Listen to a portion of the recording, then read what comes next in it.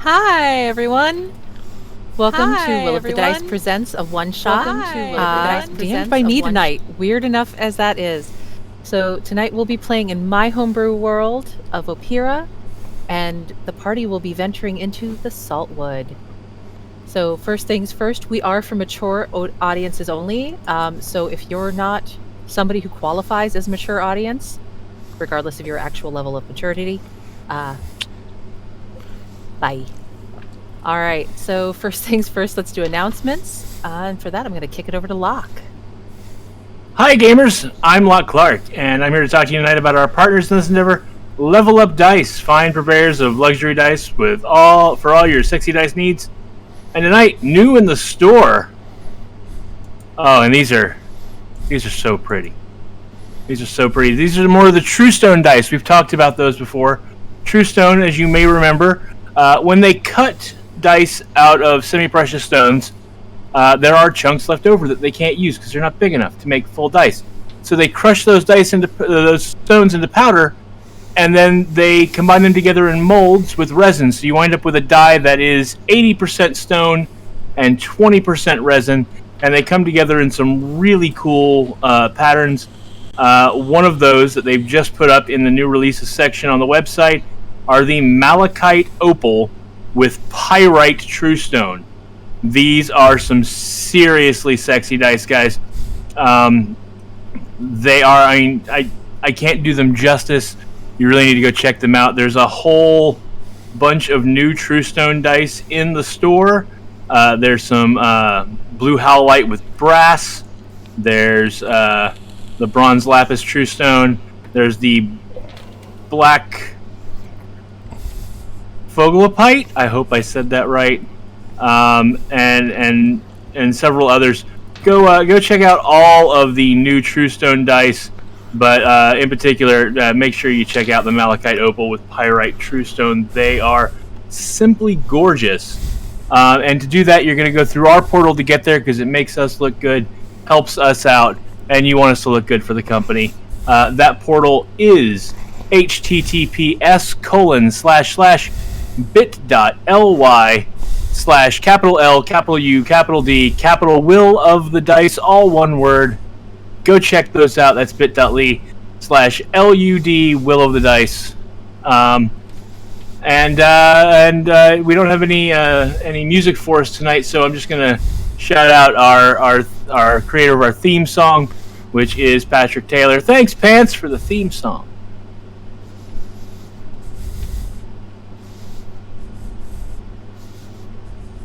It's you, man. All right, so I guess let's do introductions. Hello, everyone. It's me, Patrick, and I will be the voice of Nicholas Blantine, the detective that never sleeps, an Inquisitor Warforged. He has been summoned to the Saltwood on a case. You can find me on Twitter at PeculiarPatrick.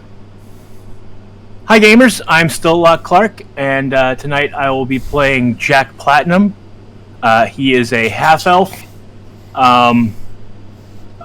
who is more concerned with appearances than anything else, really. And he has been summoned to the Saltwood for promises of dreams come true.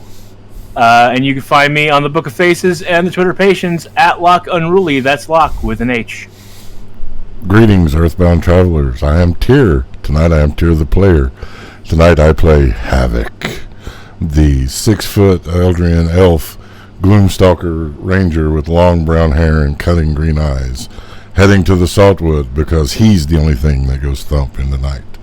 And you can find me on Twitter at Tyr_the_DM. And I'm Dan. I will be playing Gurgle. Yes, that is Gurgle. Might be a little hard to say, so maybe just call me Gurgle. Anyhow, very fishy. Well, more so tentacly. Little tentacly beard. Big tentacles coming down from like a big giant mustache. Tentacles wrapped up in a tie behind. And full pirate regalia and always soaking wet. You can find me on Twitter at RavenOusDan. And I'm Ren Matley. I'll be your DM tonight, and you can find me over on Twitter at Ren_Matley. So introductions and announcements out of the way. Oh, yes, here. I just got to say, we just got rated by the Welcome Inn with a party of 51. Thanks for the raid. Raids are metal. Raids are metal, guys. Thanks. Hell yeah. All right, so with introductions out of the way, I suppose we should begin. So we find ourselves in the land of Opira, in a strange place known as the Saltwood, a place where the trees are gray with silvery leaves and leak a strange, salty blue sap that hardens and crystallizes into a fine salt that's sought after throughout the land. Each of you has received a summons, something coming to you from the Lady of the Keep, begging for your assistance, telling you that you are the only one who can help. You find yourselves arriving now on the docks, expecting to be the only ones here, finding the others. Well, isn't this a fine how do you do? Hey. Who are you all? My name is Nicholas Blantine, and he'll put out his hand to shake this tentacled one. I'm only assuming it's a tentacle. He doesn't have tentacle hands, more so suction cup fingers. Oh, perfect. Oh, sorry, you might be a little wet. It's not a problem at all. I don't actually have any sweat. And he just literally takes his hand, and it all comes off like it's a mucus, and he just flicks it off. Completely 100% ting ting ting weatherproof. Right. So, are one of you the valet going to take my bags to the manor? I assume. I thought that I'd be meeting the lady upon arrival. I guess we all thought the same thing. Magic letter, travel arrangements.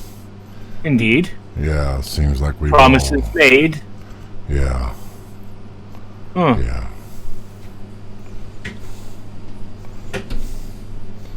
Sorry, I'm just so we're clear here. So you said your name was Gurgle Sound. Yours is perfect, and you said your name was the one with the hooded one. You said your name was Havoc. Is that what I heard your name was? Never said my name. I'm just imagining things. Sorry, I have sometimes get sparks in your head. It goes a little wild sometimes. Sorry. And he just kind of, it's like he's skipping for a second, and then he just kind of stops. You're right there, friend. Do you need anything? No. Oh, all right then. Well, you all obviously know who I am, so didn't catch it. Really? You don't know me? I mean, Emissary of the Deep. I know very few people from this land area. I'm the miraculous Jack Platinum. Everybody knows Jack. You know, I've got just the thing for you, my tin friend. A bit of a pick-me-up. I happen to sell a concoction that helps, it helps boost people up. It's great for anything that ails you, including possibly that tick you've got there. And he opens his coat, and on the inside of his coat is just vials, strapped in. I'll happily let you give it a try for 5 silver. Just 5 silver. You can try it out. What? So I'll just take that from you. That's perfect. Yeah, that's fine. And he just flicks you a gold coin.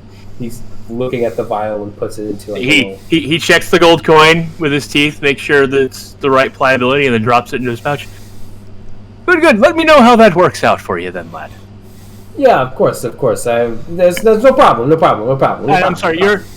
Your name was Oh, the detective that never sleeps, Nicholas Blantine. Nicholas, right? And Gargle, and you, my dour friend. What is your name? East Clintwood. You can call me Havoc. Havoc. That's it's an unfortunate moniker you got there. All depends on which side you're on. I'll tell you what. I'll stand behind you then. How's that? By the way, you all, Jack has sort of like a golden, almost a very well tanned looking skin. Has violet colored eyes. He's got red facial hair, red hair that comes down to about his shoulders. He's wearing a almost beanie style slouchy hat, pushed back rather like the one I'm wearing, but it is solid black with a bright yellow band that matches the rest of his ensemble perfectly, and he is carrying a rather ornate staff with a crystal on top of it. His clothes look very high end. It is about this time you will hear someone coming up the path from the woods toward the docks. Oh, a woman. Perhaps that's the lady now, or her vassal. A woman will come running from the woods, her clothing tattered. She's visibly dirty. There are spots of what looks like might be blood on her dress. Please help! Nicholas Blantine does the very stereotypical 1950s detective thing of like catching her and like making sure like she sits on the ground properly and kind of. She won't come all the way up to you. Oh, that's fine. How attractive is she, and how revealing are the tears in her clothing? It's just tattered around the edges. Okay. She's sort of ordinary looking. Please, you don't know what's going on. You don't know what's been happening. And it is about this time, from the other path leading up to the docks, will come running an identical woman. Don't listen to her. Don't! It's a trick. Can I insight check the one saying "Don't do it"? It is a trick. Sure. And as I am someone who is used to dealing with those in distress due to physical ailments, I would like to insight check the one who is bloody and claims to be frightened, and to see how much validity I put into that. They are completely identical in every aspect. Okay. But does she seem? Does the bloody, tattered one seem? They're both bloody and tattered. They are completely identical. But does she seem in genuine distress to me? And both appear to be in distress. Okay. Nicholas, what was your insight? 28. 28. Something seems off about both of them.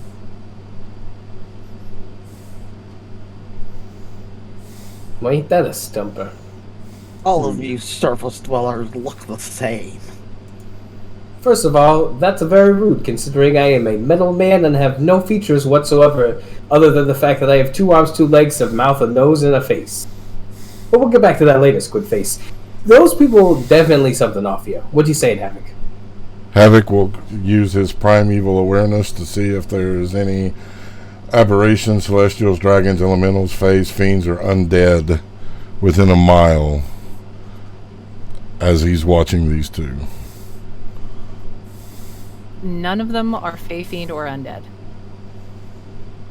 Or celestial. Okay. Elementals? Nope, no elemental. And Jack, what was yours? Oh, I didn't actually roll. Insight, 15. And you're checking for...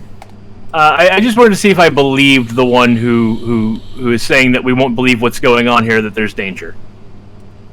Right, she seems genuine in her distress. I would like to do an insight to see if their wounds and clothing, if the appears to be real or if it's some kind of ruse. Okay. Go ahead, do that. While he's doing that, I snap my fingers and call forth my familiar. My familiar is a monkey bird. A flying monkey. It's a winged monkey creature. It is wearing a dapper little outfit. And I look down at Applesauce. If you'd be so kind, take a flight around, see if you see anything else coming our way, especially anything of particular dangerous-looking note. All right. So Applesauce will take off. Havoc, what was yours? 24. And tell me again what it is you're checking. So the one came out of the woods, clothes tattered, blood on them. The other one came, clothes tattered, blood on them. I want to know if this whole clothes tattered, blood on them thing is a ruse, or if they've actually been accosted by something, or if it's older. You understand what I'm saying? Like Is it really blood? Right. Yeah. Both appear to actually have blood on them. Can I tell how old it is? It's probably within the last few days.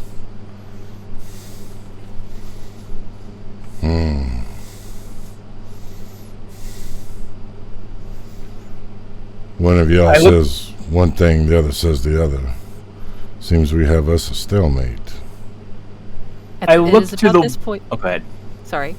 No, go ahead. About this time, both of them will point at the other. You can't trust her.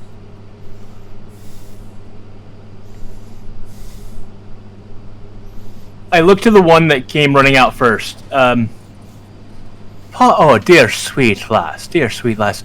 Why don't you tell us what's going on? What's got you in such a tizzy? They will once again speak in unison. The creatures, the horrible creatures. They've taken everyone. What kind of creatures? I don't know what they are. I've never seen them before.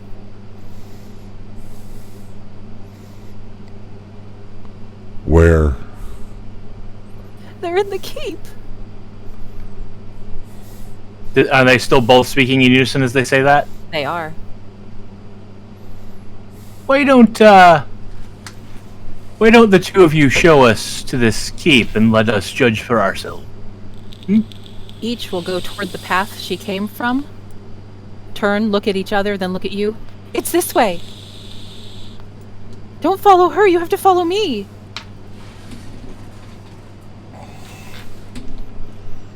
What time of day is it right now? The sun is setting. That was both a question. Thank you. It was both a question for the DM, and I asked that out loud to the two of them. Oh, okay.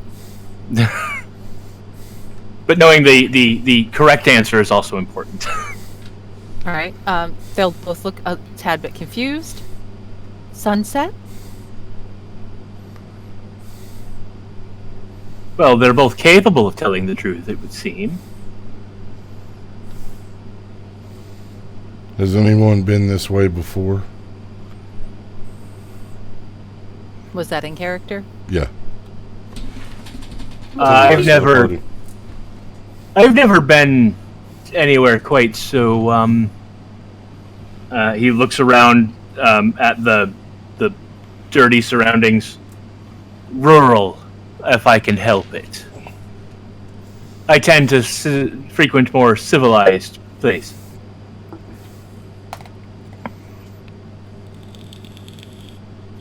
I don't suppose we can see. I mean, keeps are usually built up on a hill. I don't suppose we can see by the terrain, like if there's if the hill, if it rises in one direction or the other, if we can actually see like the top of the keep from where we're at. From where you are at the docks, you can see the trees. That's about it.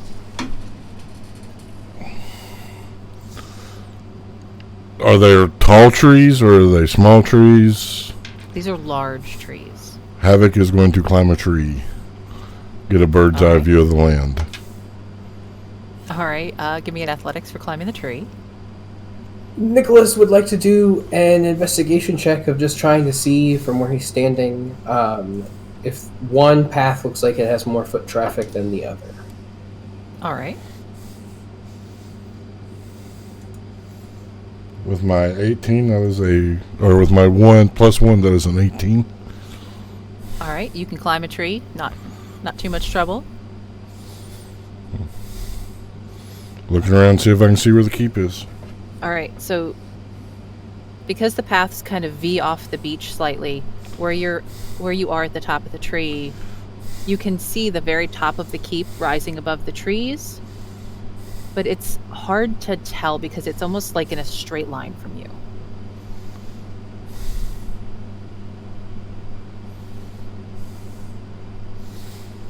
Havoc will call down to the rest. The keep's over there. But I don't see which path is the right path. I look at Nicholas. Would you mind just, you seem a decent chap, would you make sure that nothing befalls me for a moment? All right, and before we do that, Nicholas, what was your investigation on the paths? 29. Yeah, they're both very well-worn paths. It looks like there's been both foot traffic and carts up and down both these paths for a long time now. Okay. No, of course, my platinum friend. Of course, I will totally be able to watch after you wherever you go or whatever you're doing. You can stick with close to me. I put my hand on Nicholas's shoulder, and my eyes roll back in my head, and I'm going to look through the eyes of my familiar who is in flight right now, and see if I can see the paths from the air, and where the keep is in relation to the paths. All right, give me perception for your familiar, please. All right, that is under extra.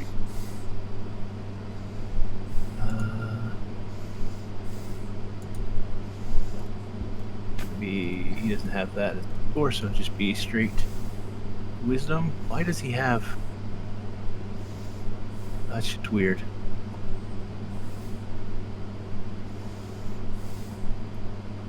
All of his stats are listed twice. I don't know. That's some sort of glitch in D&D Beyond. They're all the same. So it doesn't really matter. Oh, that's quite good though. 19 plus 1, dirty 20. As your familiar is flying, he can see breaks in the trees here and there, see where the paths are. It looks like there are paths that kind of go all over the woods. This is clearly for the sake of harvesting the salt. It looks like eventually both these paths would eventually get you to the keep, though it's hard to tell which one's more direct from here. And we've seen no signs of beasts that he's able to make out, I assume. Not from where he's at. Like I said, flying over the trees. There are breaks in the trees here and there where you can see the paths, but this is a heavily wooded area. Then I call him back to me and I return back to my senses. Well, it appears that both paths lead to the keep. Which one is more direct, I couldn't say. It's hard to tell through the trees, but it seems it's just a matter of which way we want to go. Mama always said evil attacks on the left, so maybe we should go that way. What do you think this would face? One way is just as good as another. Why would we want to go down the side that evil attacks on? Well, if your summons was anything like my summons, we're here to take care of a problem. I would rather go ahead and find the problem. I am here to take care of a problem, and I was promised things in return for taking care of that problem, but I'd like to make sure that the problem we're taking care of is the one that we were asked to take care of. I don't I don't work for free, as they say. Oh, I'm just in it for the truth. Let's go down this left path, shall we? Here we come, creepy doll. And he's gonna start heading down the left path towards the one that came out first. Bad omen. But fine. As you follow her, the other will cry out, begging you not to go with her. But you follow to the left, following this woman. DM. Yes? At this point, Havoc will take out his bow. Those seeing it, it looks like dragon wings spread with a large ruby in the center, next to where the arrow knocks. There's a string. He does not carry a quiver, but when he touches the string and gives a pull, there's an arrow there that he knocks and holds. Jack is not concerned about the bow, the arrow, or the string, but the ruby has definitely caught Jack's eye. Havoc, do you think we should prepare ourselves for trouble, then?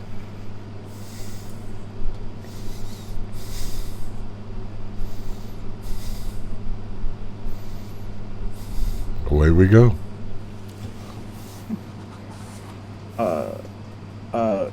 Getting ready for whatever is ahead, Gurgle casts some mage armor on himself, and barnacles start to pop up all over his body in a protective coating of coral and other lifelike fishy things. Awesome. As you find yourself winding down this path, it's slowly growing darker, both because the trees and the sunset. You'll notice a strange mist start to settle in around your legs, rising. Can everybody please give me a wisdom saving throw? Oh, shit.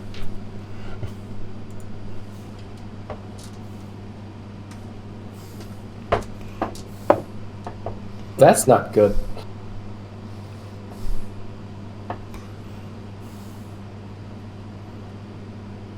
All right. Gurgle, what'd you get? 25. Havoc? 12. You say 12. Jack? 23. And Nicholas? I can't hear you.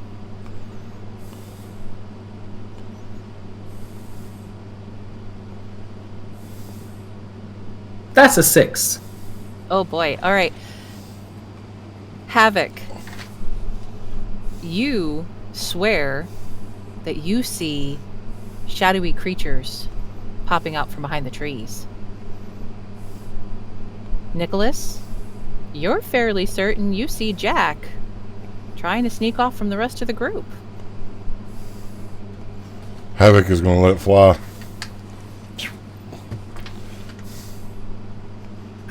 Nicholas is going to be like, "Whoa, hey there, buddy! Don't go nowhere. No, we're best pals now. You can just stay with me."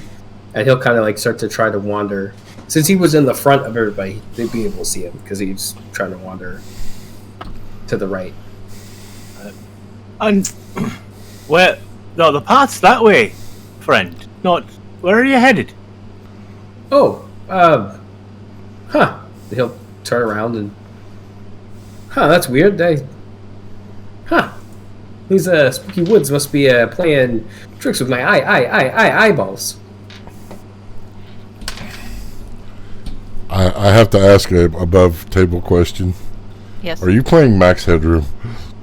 No, Okay. no, he's just a robot. I believe the correct pronunciation of that is robot.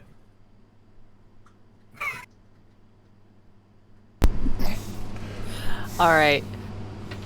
She'll look around. The woman will look around nervously. This isn't right. Come on, let's keep going. As you continue down the path, the mist growing thicker, heavier. She'll get slightly ahead of you, sort of vanishing into the fog. and you'll hear screaming. Charge ahead. Nicholas will take out his hand crossbow at this point. Looks to Gurgle and is like, you know what they always say. You'd rather have it and not need it than need it and then be eaten. Yes, of course. Gurgle readies his wand, which is one of those long, swirly shells. Alright, so Havoc has charged ahead, disappearing into the mist. Nicholas and Gurgle are readying themselves. What's Jack doing? Jack sighs. All right, applesauce. I guess we're gonna go see what all the screaming's about, because that seems perfectly logical. And takes a deep breath and then just sort of follows the. He will stay towards the back of the group, but follow the group in the direction of the screams. All right. As you move into what is almost a clearing, it's a wide area of the path where it V's off again ahead of you. You'll find yourselves standing in this mist, the woman unseen, and 4 creatures in front of you. If you all can please join me over in Owlbear Rodeo. Dun dun dun. Bow, bow, bow.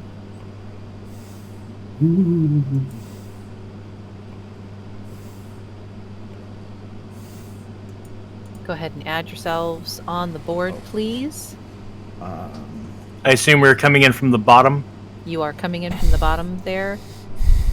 And you can see ahead of you the path will wind slightly and fork off.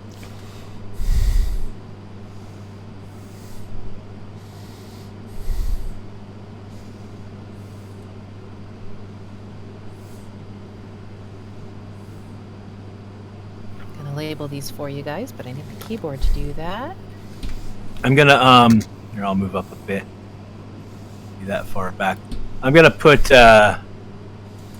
applesauce there with me.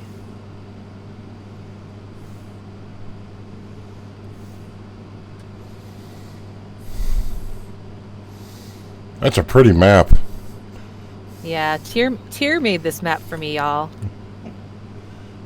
Good. And I'm grateful because it meant you didn't have to use my my really scribbly basic map that looked kind of like my kid made it.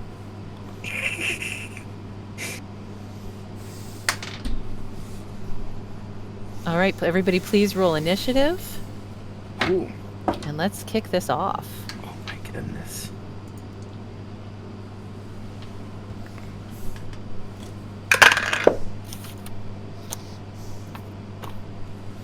Oh.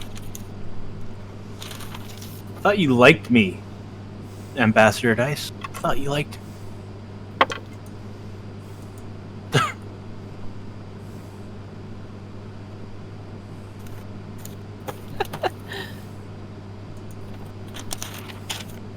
Because I'll tell you, I'll roll the same die for Venfira that I roll for Ellie, and it'll roll nicer for one than the other every time. Yeah, apparently the Ambassador Dice do not like Jack. Oh boy. Or at least they don't like him for initiative. Although I said that expecting my initiative was absolutely horrible because of what I rolled, and then I looked at my initiative modifier and went, "Ooh, wait, I'm not used to that." Okay.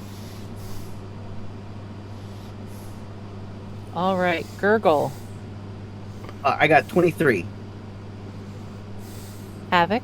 I also got a 23. Oh, Jack 10.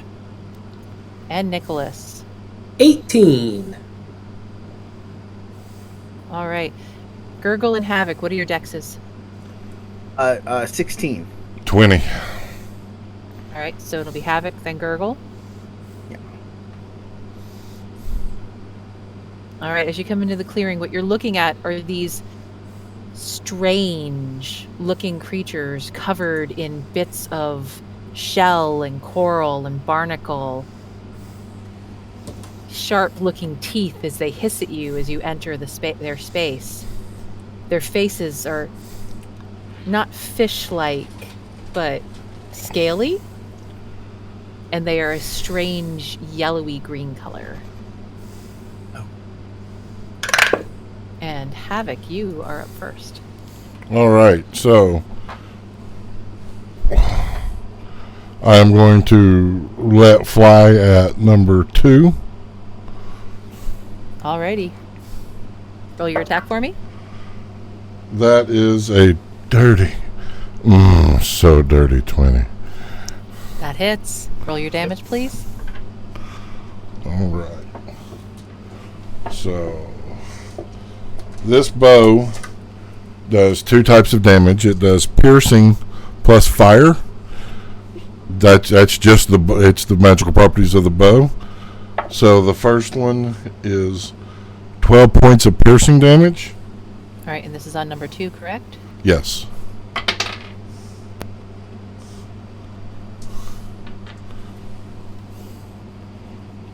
And then 6 points of fire damage. Alrighty. Second attack. Oh, give it to me, baby. Give it to me. Oh, natural 20 critting on that mother. Alright. So that's 15 points of piercing. As your arrow strikes it, it lets out a just horrific screeching sound and drops. All right. Because of my elven accuracy, if I use a ranged weapon, I also get a bonus action attack. All right. I'm switching my target to number 1. Okay. That is 29 to hit. Oh, yeah, that hits. That is 13 points of piercing. Okay. And 6 points of fire.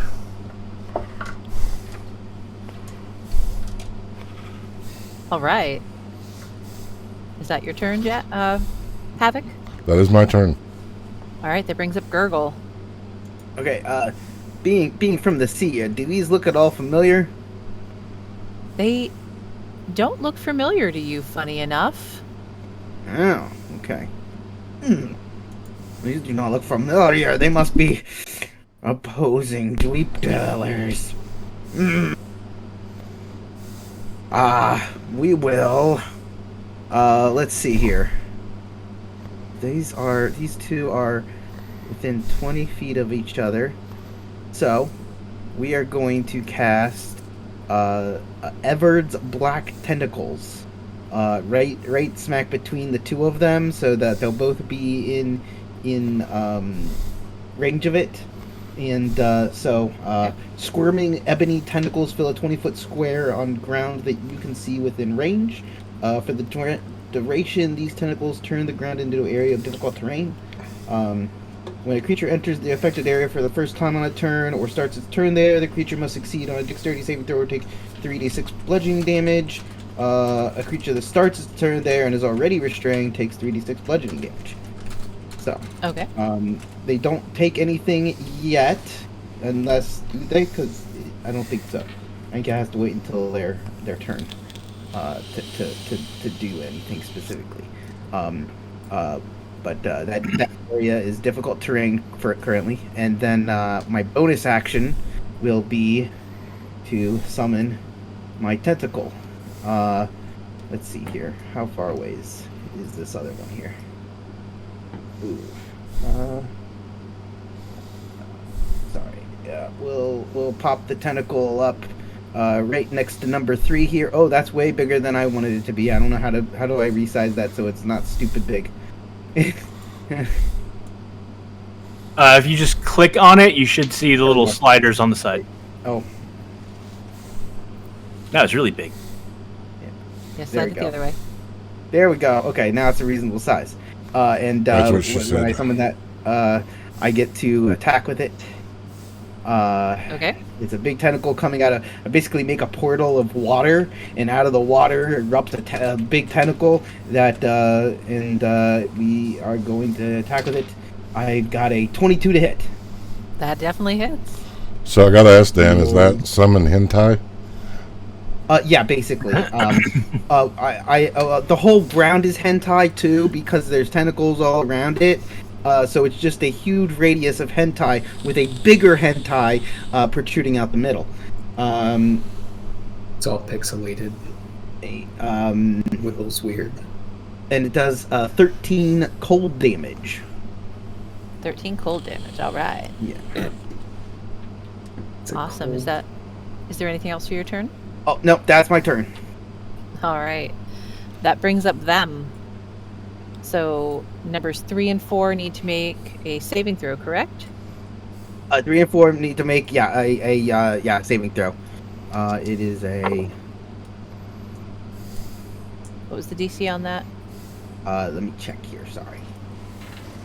It is a DC 17 Dexterity saving throw. All right, they both fail that.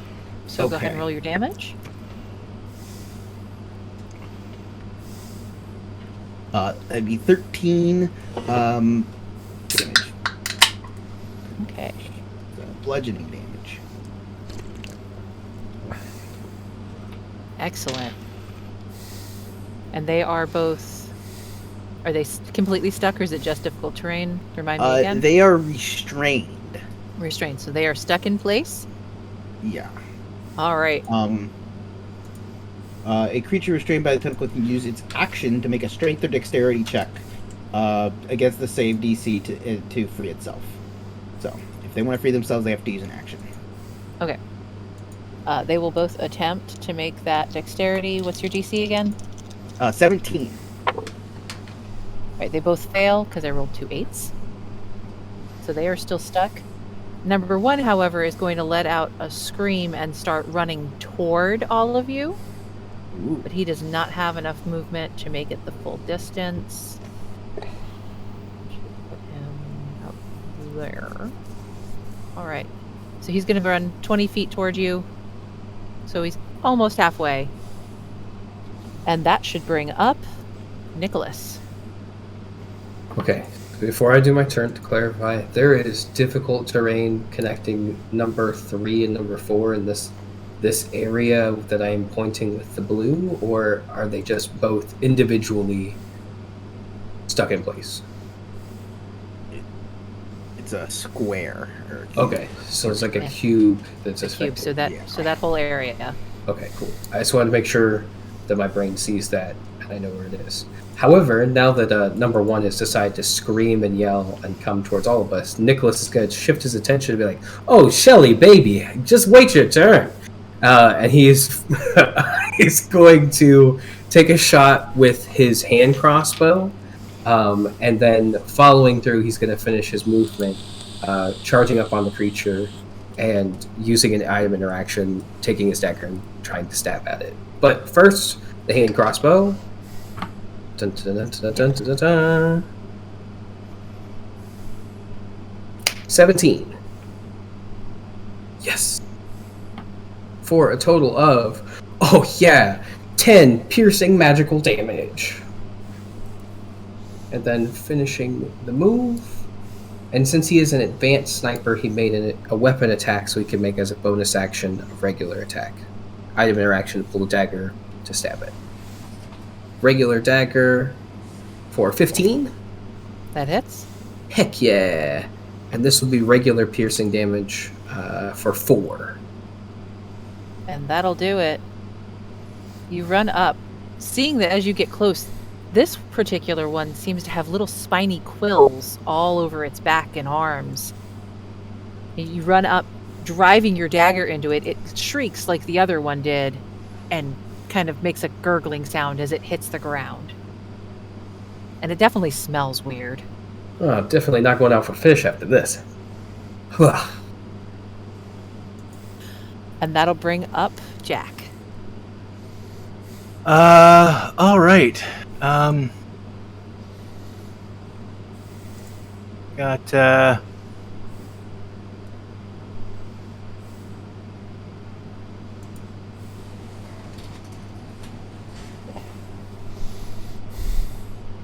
Yeah, I guess I'm going to go after number 4 since Nicholas seems to have dealt with number 1. By the way, I forgot to roll initiative for my familiar. My familiar goes on a 5. I'm just going to order my familiar to hide. So they will go on 5. Applesauce will go on a 5. I'm going to target 4. I believe I have the ranged do that. Sorry, I was planning on attacking one, but now Nicholas is there. Oh yeah, that'll well within my range. So first bonus action, I'm going to hex number 4. I'm going to use my once per long rest free hex. And I will give it disadvantage on strength ability checks. Because reasons. And then as my action, I will just level my staff in its direction, and I will cast Eldritch Blast.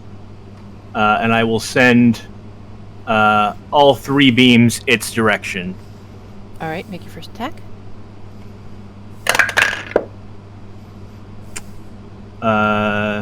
That is a 13 plus 7, dirty 20. That hits. The hematite dice seems to like me better. Alright, so that is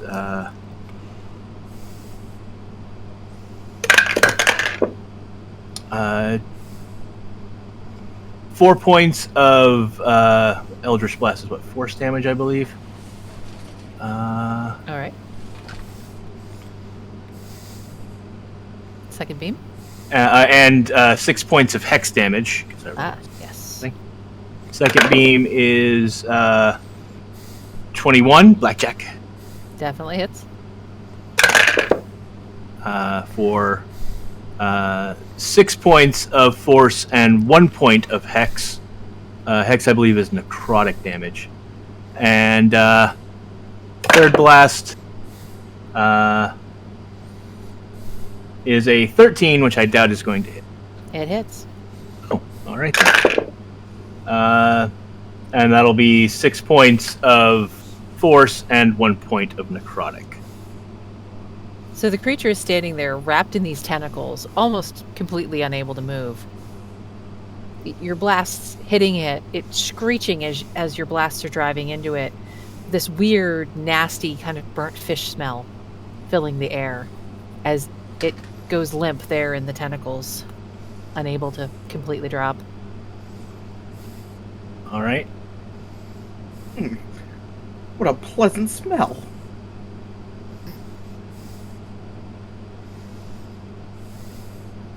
That brings us back to Havoc. Oh, and Applesauce on his turn is going to run over here and climb up a tree. And it would be Applesauce's turn, so Applesauce is now up a tree, and we are on Havoc's turn. So there's one left. There is indeed. Number 3 is the only one still standing. Pew pew. That is cocked.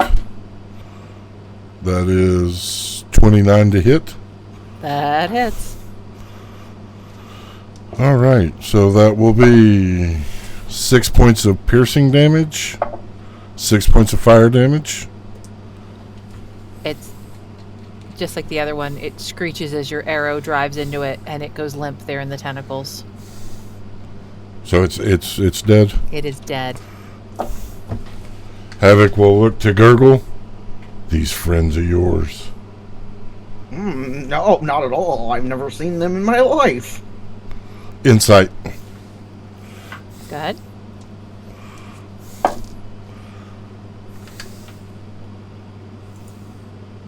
Gurgle, do you want to roll against it? What? Oh, It's up to you. Never seen them. I'm. Yeah. With my keen intelligence of 12, I rolled an 11. Well, I'm not trying to be deceptive or anything. I don't know what they are. So, you succeed, and I'm telling the truth. There you go. They're talking. Nicholas would like to investigate the quilly fish person, being careful not to touch any of the quills and such things. All right, go ahead. Yeah, I'd like to go up and investigate one of the bodies. Are they all slightly different? They are. I'll go to the one that I blasted, to number 4. All right. Gurgle, are your tentacles still present? Or will you I'll let them go into the... They just kind of... I would not step into the tentacles. I'm just going to be, examining from distance until the tentacles go down, and then I'll approach closer. Yeah. All right, Nicholas? I rolled the nicest combination of numbers. I rolled a 6, and I have a +9. Nice. Nice. 15. All right. So, not touching the quills, not really touching the creature with your hands, you can see that it is that sickly yellowish green color. It's scaly like a fish. It has a mouth full of sharp teeth. Its eyes are strange. You can see the second lid, almost like a frog, or they have the second lid that'll come across. This particular one is covered, like I said, in those sharp, hollow quills, and the front of its body has little bits of shell and barnacle all over it. Is there any way I can get like a close-up with that with my magnifying glass that I pull out in my trench coat? Sure. Do you want like a medicine check? He just wants to like see what they're made of or whatever. Okay, sure. While you're rolling that, Jack, would you roll for your investigation? For my investigation, I have a 19. So the one you're inspecting, again, that sickly yellow-green color, mouthful of sharp teeth, the double eyelid. And this one, if you look close, it's got little tentacles coming off, like almost like second arms. And it is also covered in bits of barnacle and shell.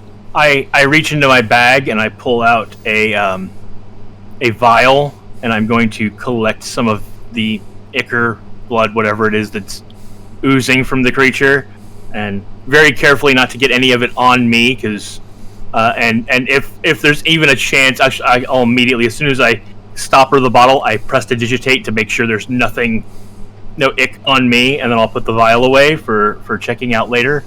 And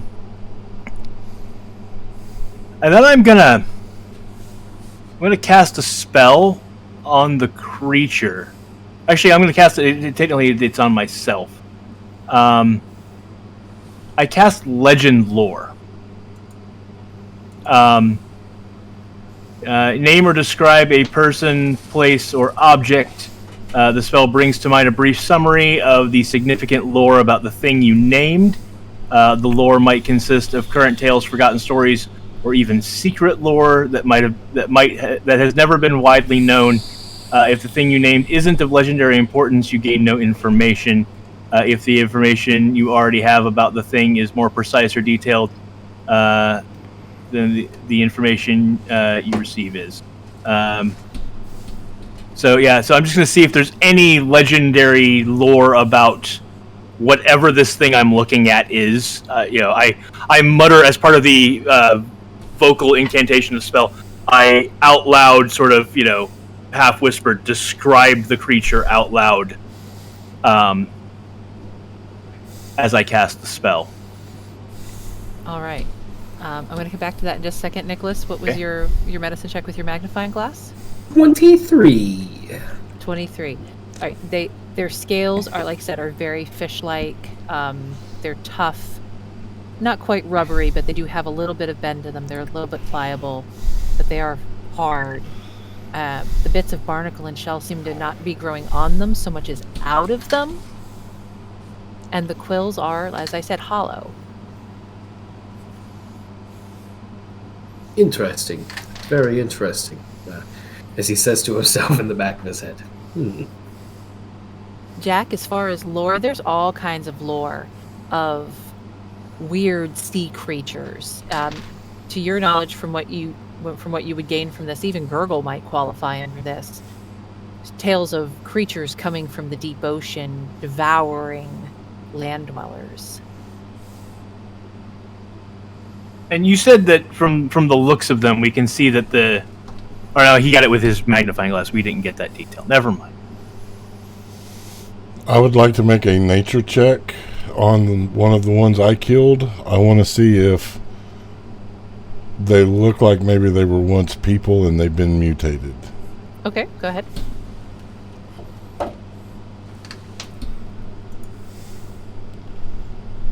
That is a dirty, dirty 20. Well, they are humanoid in size, and they are bipedal. This doesn't look like a mutated human. This looks more like a deep-dwelling sea creature. In that case, Havoc will pull out his hand axe, cut its head off, throw it in a net on his belt. Like just hanging off his belt? Yep. All Ugh. right. That's positively barbaric. But, my friend, while you're, hacking them a bit, as you are not squeamish, it seems, around dead bodies, would you... Curious, what do they eat? Can you possibly check for us? I'll gut it. All right. I stand very far away with my hand to my nose to actually, I'll pull out my pipe and begin smoking, because I don't want to smell that. Gurgle, you can see him hacking apart this creature's body. God, these are definitely not creations of Sakrosha. Meaning, some other Kraken or Leviathan must have created these. Is that bad? Is that bad? Yes! There are many different Krakens and Leviathans and terrible deep dwellers that are not allies to Sakrosha. Gesundheit. Yeah, you've got a bit of right. That a little just at the corner of your a little. Yeah, other side, other Oh. side, other. Yeah, all right, that's disgusting. Your tentacle is getting that for you off of your face. That is absolutely. Yep, that is horrific. Just very moist all over. Ugh. I think you got a little bit on me on that one. Okay. Anyway. Havoc, make a medicine check, see if you can identify the stomach contents. All right, let's see. Medicine was +0, so this is straight up will of the dice. We will use the ambassador dice because they've been good to us. 19. Havoc, there's a finger in this thing's stomach. Havoc will hold it up. It eats people. He'll smell it. It smells nasty. Toss it to Jack. Oh, I dodge. I full on dodge. Make a dex check. Can Nicholas try to grab it out of the air in front of his face? Sure, you also make a dex check. Could I argue for sleight of hand? Sure.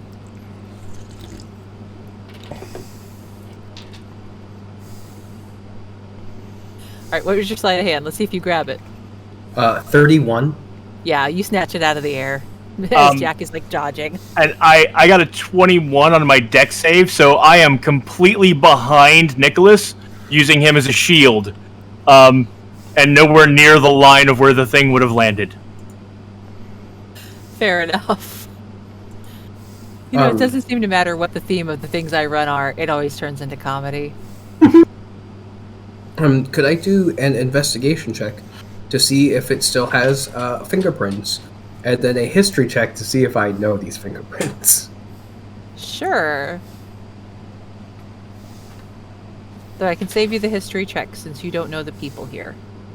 Fair. 22 though, on the investigation for fingerprints. The finger's been in the stomach for a little bit, so it is a little damaged, but there is still a fingerprint there. At least most of one.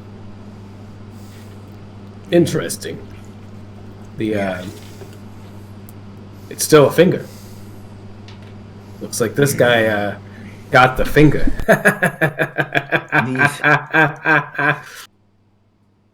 These creatures must be loyal to some adversary of Sakrosha, for Sakrosha has made an alliance with the Saltwood. The Saltwood is not somewhere we should eat from. Good, you eat people. That's wonderful to know about. Good thing I Generally. don't care. So, my new friends, companions, cohorts, non-conspiracy members, and definitely not people that would want to share the means of production with the people. Do we go left or right? The lady seems to have gone. I got a question for you, Tin Man. Can you tell if that's a man or a woman's finger? That's a very good question. Can I take a medicine check to see if I know if it's a man or woman finger? Sure. Medicine check. Oh, it wanted to roll a 20, but it's still a 19. The finger's a little thicker, the nail bed a little rough. It's hard to tell exactly since it's been in a stomach, but it looks like it might be a man's finger. Best guess probably either. Okay, so my very sharpshooty dragon-winged archered friend. It seems to be either possibly a well-worn man's finger, or a very hardy woman's finger. Leaning towards the man, though.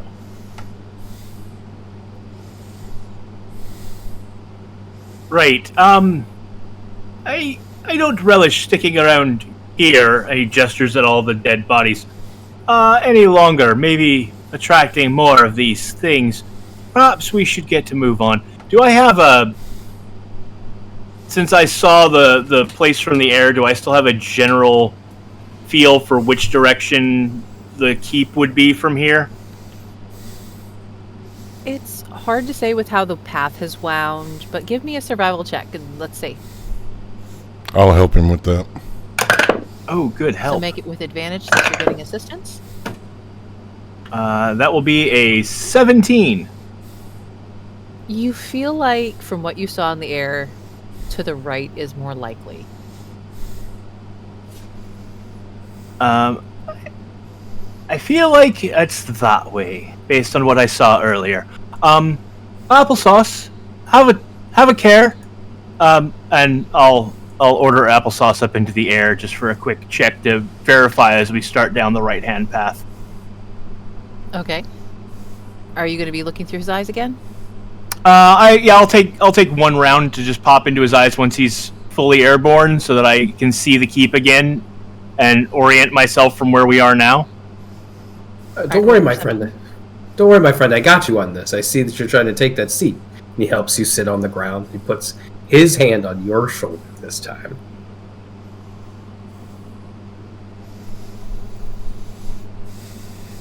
All right. Roll a perception for applesauce. 14. So once again, from the air, applesauce can see little bits of the path because, again, it's a very heavily wooded area, and it looks like in general, whatever path you take would get you there. But it kind of looks like maybe the right. So I'll pop out of applesauce's vision. I get the sensation that all paths lead to the keep around here, but I feel like the right is the more efficient path. And I'll call applesauce back to me.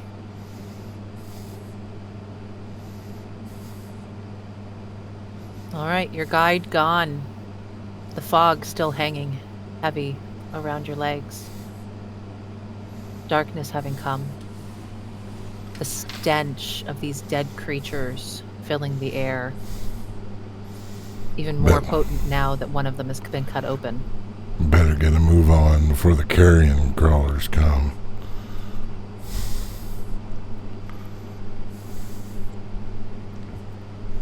Oh, by all means, then lead the way, my friend.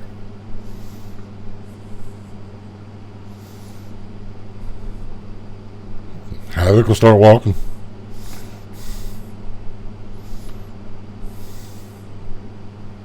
I'll follow. Gurgle trudges along, his footsteps leaving prints of water in the ground. Havoc is going to try to stealth as he walks. Okay. That is 18. You're moving pretty quietly, Havoc. In fact, in the mist, with a stealth that high, it's almost hard for the others to see you.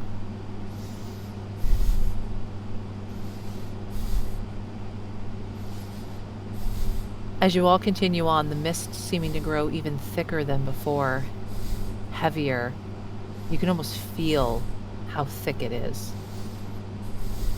Can everybody please make a wisdom saving throw? Shit. Way better.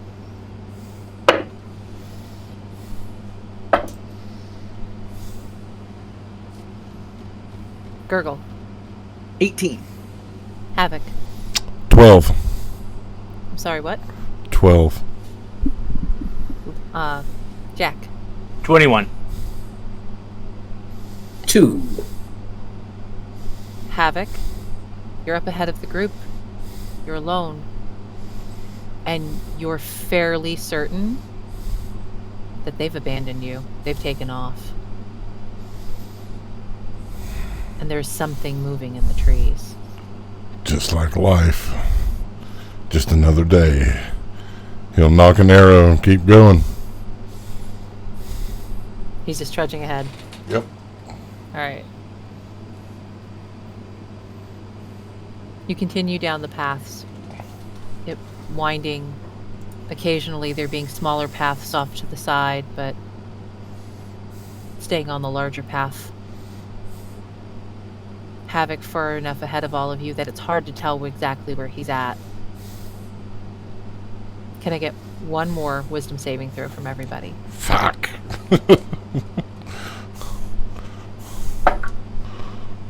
Oh, God damn it. Oh no. Oh, no. Oh, no, indeed. Oh no. I think your oh, no, and my oh, no may be the same. It's close. It's definitely at least close. This effect, it doesn't happen to be a charm effect, is it? It's no, it's not a charm. Okay, It's just not check. a charm. Gurgle. 18. Havoc. 5. Jack. 7. And Nicholas. 9. Havoc. There's something creeping up behind you. You're certain of it. Jack. There are spiders crawling up your legs. Hundreds of them. Ah! Applesauce! Get them off! Get them off!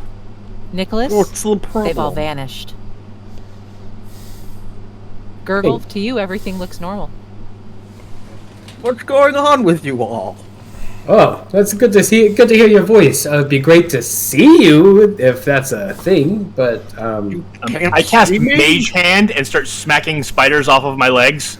Like, So you're just smacking yourself with your mage hand. Havoc, what are you doing? Havoc casts Pass Without a Trace and steps into the woods, doing another stealth check. That is... see, 9 and 9 is 18 plus 10, 28. Havoc vanishes into the woods. Havoc, where are you go? Where'd you go? Are we randomly turning invisible? Nicholas can't see me. I can't see Havoc. I don't know what Jack is seeing. As Oh, I'm the evil imagining Jack spiders! dancing wildly, trying to smack spiders off himself. Nicholas is going to try and walk towards Gurgle's voice. All right. What is going on? No, don't worry. I'm just keep talking and keep talking. I'll find you. It's fine. Okay. Can I What have a should I dex talk with about? All hail Secro-Shock! I don't know! What? Can I have a dex check to see if you walk into him? Yeah, of course. Hey, DM, Yes. after this check, can we take a quick break? I'm floating. Absolutely. I'm going to assume that I full head-on run into him with spittle in my face because I rolled a 1 + 2 is 3. You walk right into him. Ah! Ooh, ah. And Hello. just like that, it's all normal again. What? You see me now? That was. I don't like this place. Just wipe his face, flick it on you, and say, yes. Well, that's good. I still can't see Havoc. And with that, we're going to take our first break. We'll be back in about 10 minutes. And we are out.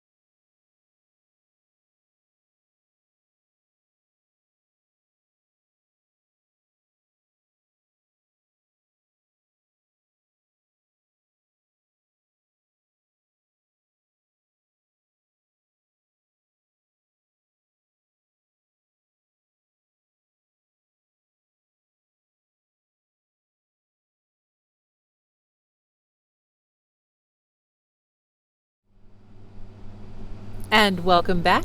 Thank you for being patient while we went on break. Before we went on break, the party arrived at the docks of the Saltwood, each not knowing that the other was going to be there. A strange woman came running out of the forest, tattered clothing, bloodstains on her. Another identical woman also came out of the woods down a different path, each insisting that the other was a liar and that the party had to follow her. The party chose to go to the left, following the woman, or one of the women, into the woods. A strange mist set in, causing them to see things, essentially. And then they came upon 4 strange creatures after hearing the woman scream, and she is now nowhere to be found. They defeated the creatures and have started down another path. Havoc has stepped into the woods, trying to avoid something he was pretty sure was up behind him. The rest of the party standing on the path, wondering where he's gone. And this is where we'll pick up. If everything is, excuse me, if everything is back to normal, Havoc will appear behind the group and then clear his throat. You guys ready? Return to us. Warn that guy before you step up behind him. Gosh. He'll kind of flex his trench coat and wiggle his fedora hat. I made noise. Yeah. So announce yourself. Jeez. Keep going, shall we? Jack, why don't you walk up here with me? All right. I will stand behind Nicholas, but I will follow him near the front. Sure.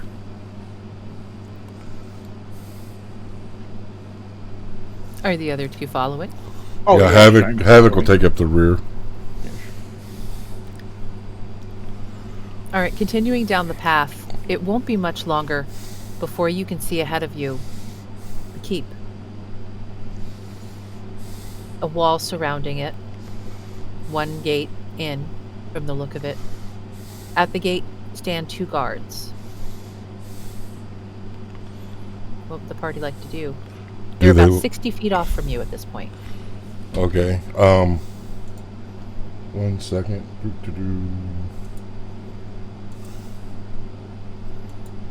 I don't suppose any of you gentlemen have any relationship with law enforcement at all? No.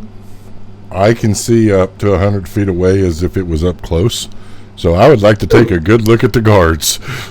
Okay. Me too! Both of you can do that? I am also advanced sniper. Nice. All right. To the 2 of you, they seem plain as day to be about 6 feet tall. We'll call it an athletic build. They're not scrawny or skinny in any way.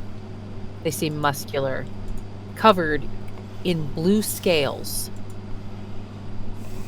What look almost like a fin on the top of their head, wrapping around to the back of their neck. They're speaking with each other. You can't hear them at this distance, but you can see that their lips are moving. Hold on, let me finish describing, and then we'll do that. You know. As they're speaking, you can see that their mouths are also filled with sharp teeth, and each of them holds in their hand a spear. Magnificent. As soon as we see the 2 guards, Jack, in anticipation of the fact that we are about to enter the keep and meet the lady and need to be presentable, begins prestidigitating himself to make sure he is immaculate before entering, and vaguely has stopped paying attention to what everyone else is doing at the moment because he's too preoccupied with himself. All right. Nicholas, what is it you want to use? So because I am observant, I have the ability to read lips. But the unfortunate thing is it a language that I can speak? What languages do you speak? Common and Draconic. It is not. Damn.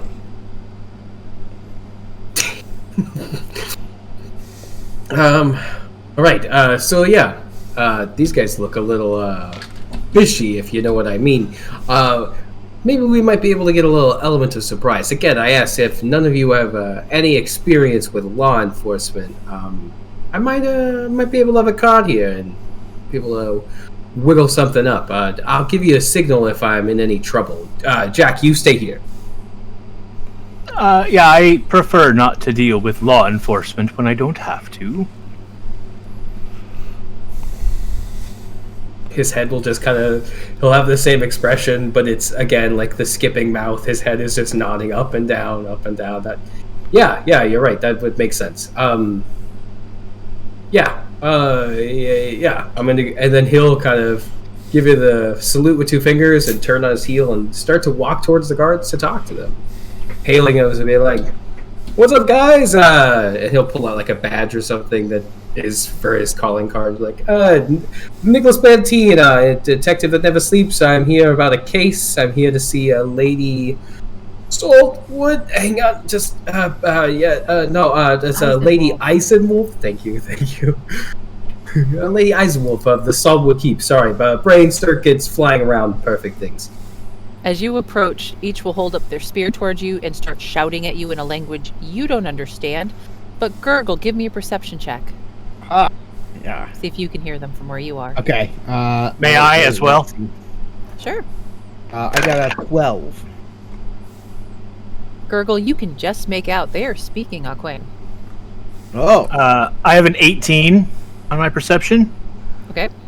Can you speak Aquane? I don't, but if I hear them speaking a language I don't recognize, I will tap into the power of my staff and use comprehend languages. All right. So Jack, doing that. Gurgle and Jack, what you will hear is essentially guards shouting at Nicholas to stop, demanding to know who he is and what he's doing there. Oh, Nicholas, stop. Let me translate for you. I see my companion has come from the woods and he sees that I am in trouble. This is my companion, Squidface McGurglefance. And like I said, we're here. Squidface is a great name if you want to call me Squidface. I find it as a compliment.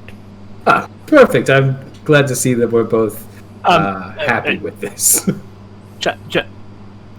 Oh, wait, I can't speak it. I only comprehend it. Never mind.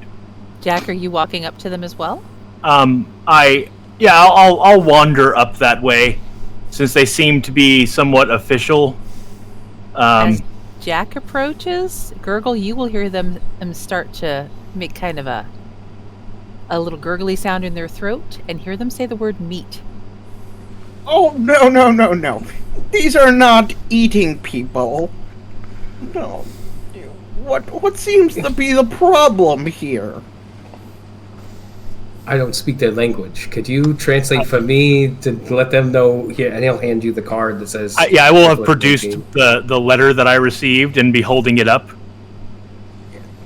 We are meant to be here. Are you saying that in Aquane to them? Yeah. I'm talking to them, yeah. They will look at you confused, Gurgle. Mm-hmm. What? And if you look, the one to the right of the gate is now looking at Jack and very, very clearly licking his lips. So hungry. No. Don't eat them. They're good people. Who do you represent? They will both cock their heads looking at you. Serve our queen. Who's your queen? We serve our queen. And your queen is? The queen of all seas. Queen of all seas? Does this ring a bell to me? It would actually not. Oh. Not all seas. This sea is ruled by Shakrashak. How you're able to get it from over there is astounding to me. Havoc is going to walk up and throw the decapitated head from the woods down before them. As you say that the sea is not ruled by their queen, one will hiss at you. The other is going to lunge at Jack, attempting to take a bite. Oh. So, Jack, what's your AC? Before you do that, I am going to use a feature.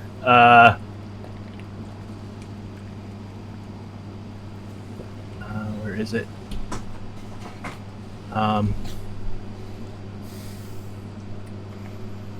Yes, as a... Oh, wait, that doesn't... My reaction one. I know I have one that's a reaction under action.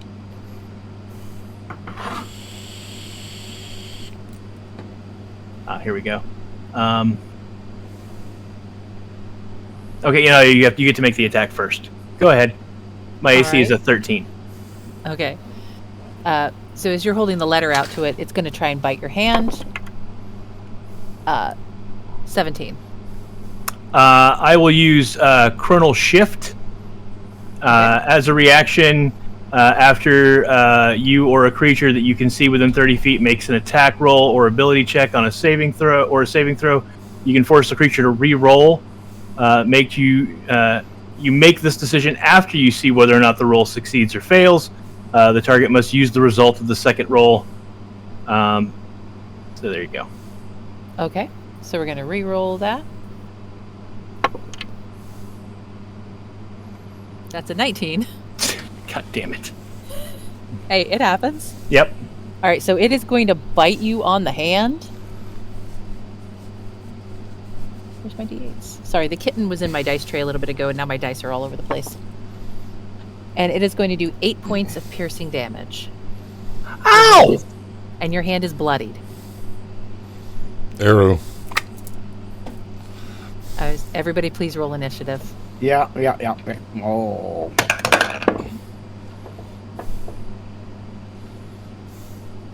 I didn't actually expect you guys to try to pick a fight with the guards. I thought you were going to try and sneak in some other way. I should have known better.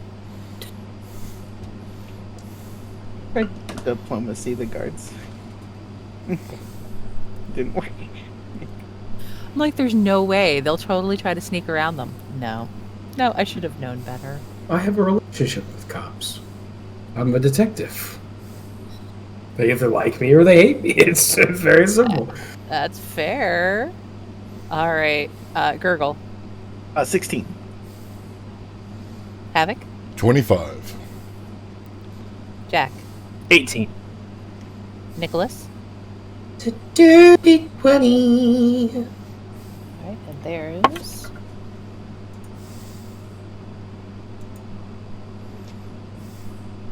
Alrighty. Havoc, you are up first. All right. The one that bit Jack, bonus action, Hunter's Mark. Okay. And then firing off with my dragon bow. That is 23 to hit. That will hit. All right. Let me get my dice here. First is the piercing. That is 11 points of piercing. That is 4 points of fire. And that is 6 points of my Hunter's Mark, which is... Sorry, you cut out just a little bit for me. How much from the Hunter's Mark? That's what I'm looking. 1d6, so 6. All right. Is that your turn, Havoc? No, I got 2 attacks. Oh, okay. There you go. Second attack, cocked. Oh, yeah! Give it to me! Oh! So the dice was cocked and then gave it to you. Got it. Yeah. So that is 16, 21 points of piercing damage, 10 points of fire damage, 10 points from Hex.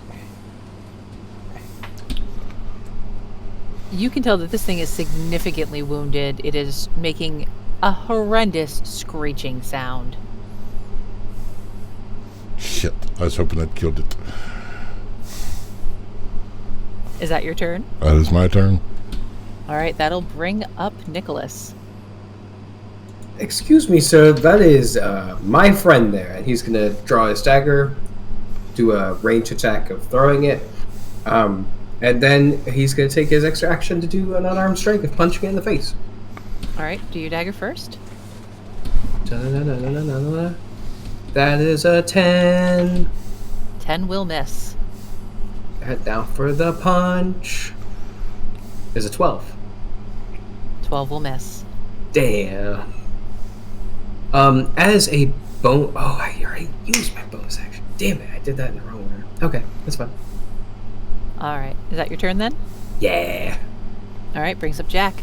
All right, so the one that just bit me is still alive. Yes. And screeching. And screeching. I assume he's no longer latched onto me, though. No. Okay. Jack turns angry. The first demeanor shift anyone has seen out of him since he got there, and reaches out to grab hold of the creature. I am attempting to cast Vampiric Touch at 4th level. That is cocked. Is there a DC or save DC or anything I have to roll against that? Nope, it is a melee touch attack. Okay. That is a 16 plus 9 is 25. That hits. All right, and he will take 4d6 worth of damage. Helps if all 4 of them come out of the tower. Ooh, good though. 4 10s. 16 points of damage. It will wither as your hand makes contact, drawing what life is left in this creature. It will wither, your blood dripping from its lips, and it will fall silent as it collapses to the ground. And as that happens, the hand that's on it, which is the one that just got bit, the blood of mine that's still on it seems to get drawn off of it back into my hand, and the wounds close. Because I get half that back. Nice. So we just got raided by Andromeda 844 with a party of 5. Thanks for guys. the raid. Yeah, hell yeah. We know Andromeda. She's pretty awesome. Thanks for showing up. I actually played some video games with them on their stream earlier today. So, Nice. Sweet. Well, welcome Raiders. Hell yeah.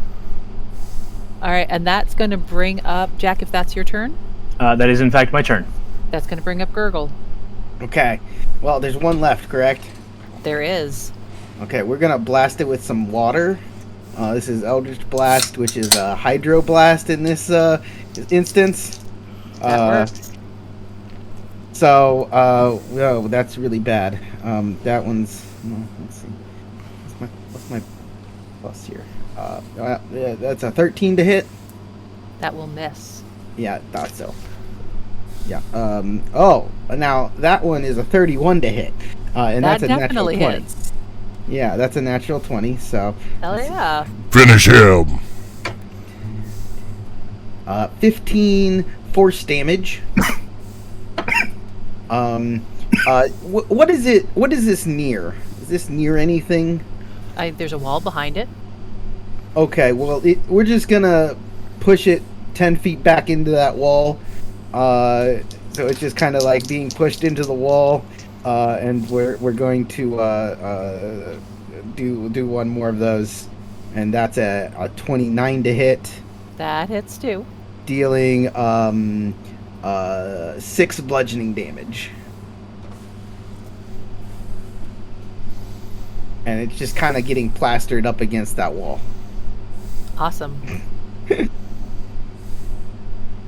As the water's hitting its face and it's trying to scream. And that is my turn. All right. The water blasting it in the face, it's going to pick its head back up, looking at you, Gurgle. It is not happy. It is going to lunge at you. Nope, I take that back. It's going to throw its spear. Ooh. It's going to throw its spear.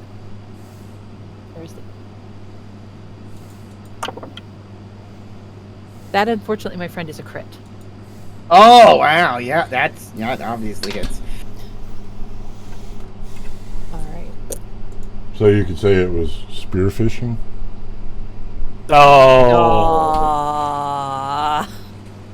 Oh, dear. That is going to be 18 points of piercing damage. Ouch. And that's going to bring us back around to Havoc. All right. Havoc will move his hunter's mark. 22 to hit. That hits. All right. That is 11 points of piercing, 6 points of fire, 3 points from the hunter's mark. Okay. Second attack is cocked. That is 28 to hit. That hits. That is 7 points of piercing, 1 point of fire, 6 points from hunter's mark.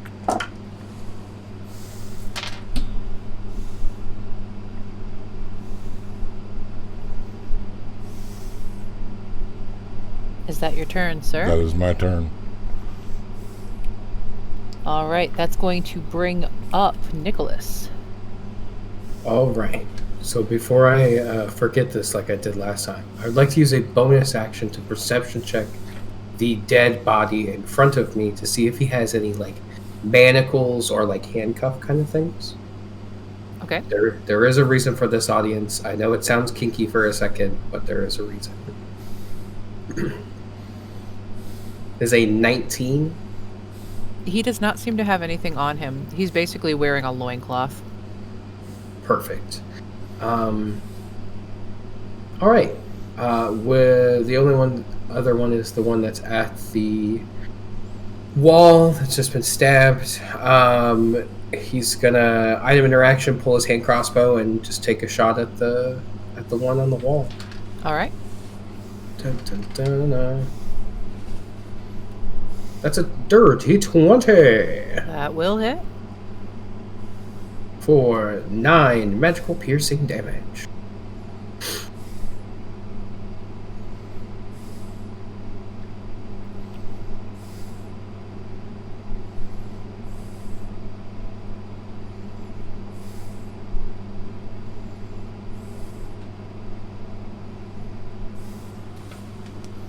Apparently the cat wants to help me DM. It's important to have a helper. All right, Nicholas, is that your turn? If it is not dead, then yeah, that's his turn. Yeah, it is still standing, Damn. which is going to bring up Jack. All right. How far away from me is the one that's still standing? I'd say it's probably 15 feet. Okay, perfect. I'm going to move up to stand directly in front of it.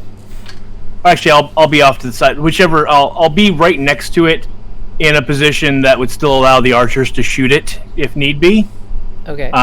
So I run up beside it. I am going to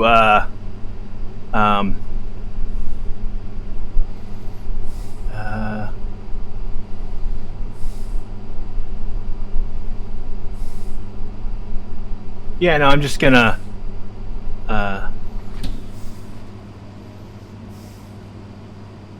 I'm going to attempt to intimidate it as my action. Okay. You know, we are dignitaries who were summoned! And I crack my staff against the ground in an attempt to intimidate it. All right. That is an 18 for intimidation. It pulls back just a little bit. It is slightly. Thank you, honey. It is slightly frightened. And while I was doing that, Applesauce will have moved behind it and will attempt to grab hold of and bite it, delivering a touch magical attack of vampiric touch because I can do that through my familiar. And And because the monkey has pack tactics and I'm now standing next to the creature, the monkey gets advantage on the roll. Okay. I don't do my own dirty work. That's a 14. That is less than a 14. So 14 plus 9 is... All right, and he will take 13 points of necrotic damage as the monkey grabs hold of like the back of his shin. All right. Well, it only had 8 hit points left, so it will screech and fall dead. We need to get into the woods now. The woods? The woods aren't safe. We should get inside the manor. The manor is not safe.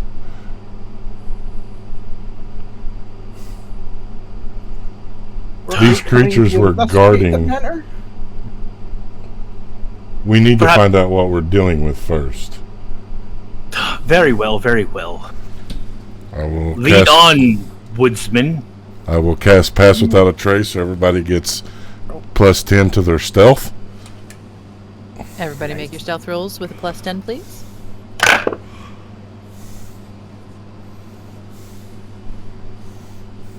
The sorry, the other one also is wearing similar clothing. There's no like manacles or anything on that one. Correct.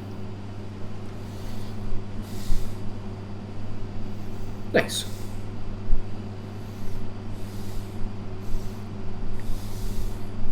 What are your stealths? A wet, tentacly, dirty 20. Havoc.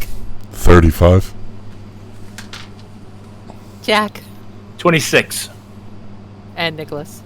31.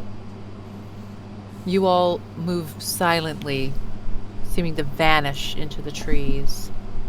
How far are you going, Havoc? 100 feet. About 10 feet into the trees? Is that what you said? 100 feet. 100 feet. Okay. So moving back 100 feet into the trees, you really won't have a good line of sight anymore on the gate at this point. Oh, well, in that case, 30 feet. Okay. I'd say Enough to keep a good line of sight on the gate, but to be concealed in the trees. Okay. Yeah, I think it's possible with 30 feet. But with 100 feet with all the trees, I don't think you'd have clean line of sight. So hiding now in the trees, it won't take but a few moments for 4 more of these creatures to come out the gate, looking around, their spears at the ready, seeing their companions on the ground. They're speaking to each other in hushed tones, each moving out in different directions, walking around the walls. Did I understand from this distance? Give me perception to see if you can hear them clearly enough. Another wet, dirty 20. Something is here. Find them. Find them. The squiggly, wiggly tentacles here by Squid-Face front. They're looking for us. So what you're saying is, and this is like kind of hush tone. So what you're saying is this probably is going to be the best point if we want to get inside those gates and figure out what we're dealing with. Probably now's the time to go. Or we send someone or something. He'll look to Jack. I'm gonna veto that idea. And he'll look at Havoc in a way of like, I need him, but without Jack. The monkey. I'm talking about the monkey. I can only establish communications with applesauce at 100. Is 100 feet?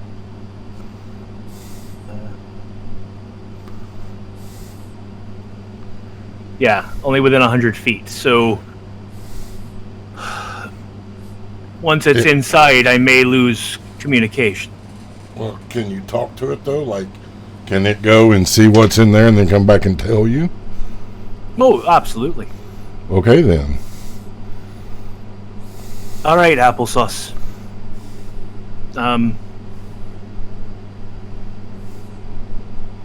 Take to the air, see what you can find.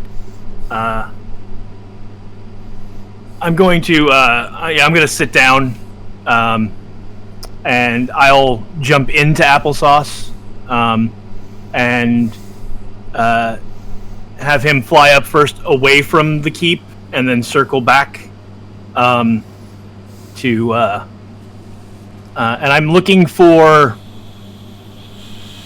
I assume the keep is tall, and that the lady of the manor's room probably has a very nice balcony, or at least a nice window, and I'm trying to get a vantage on that and get an idea for where that might be.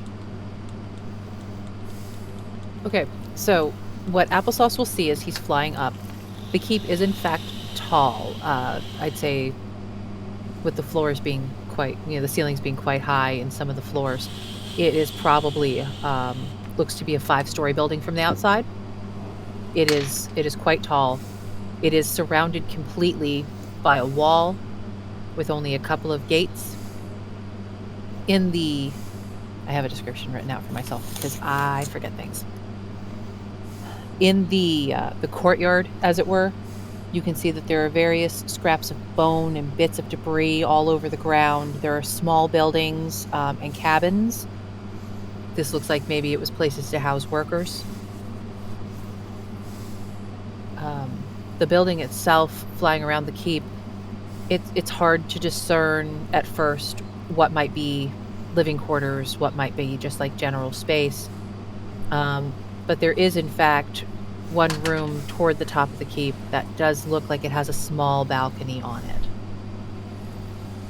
Okay, then I will attempt to have Applesauce land there and take a look inside. All right. Applesauce would be beyond your 100 feet at this point, but he could land there and take a look. What Applesauce would be able to relay to you coming back is what he sees is a darkened room. There's no candles or anything lit. The furniture is tossed around like it's been ransacked.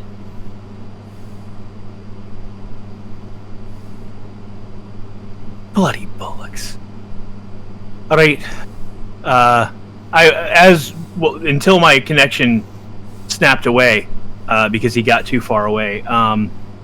I will have described the outlying, what's going on inside the walls, the scraps of meat, the bones, all of that, the outbuildings, to everyone in hushed tones.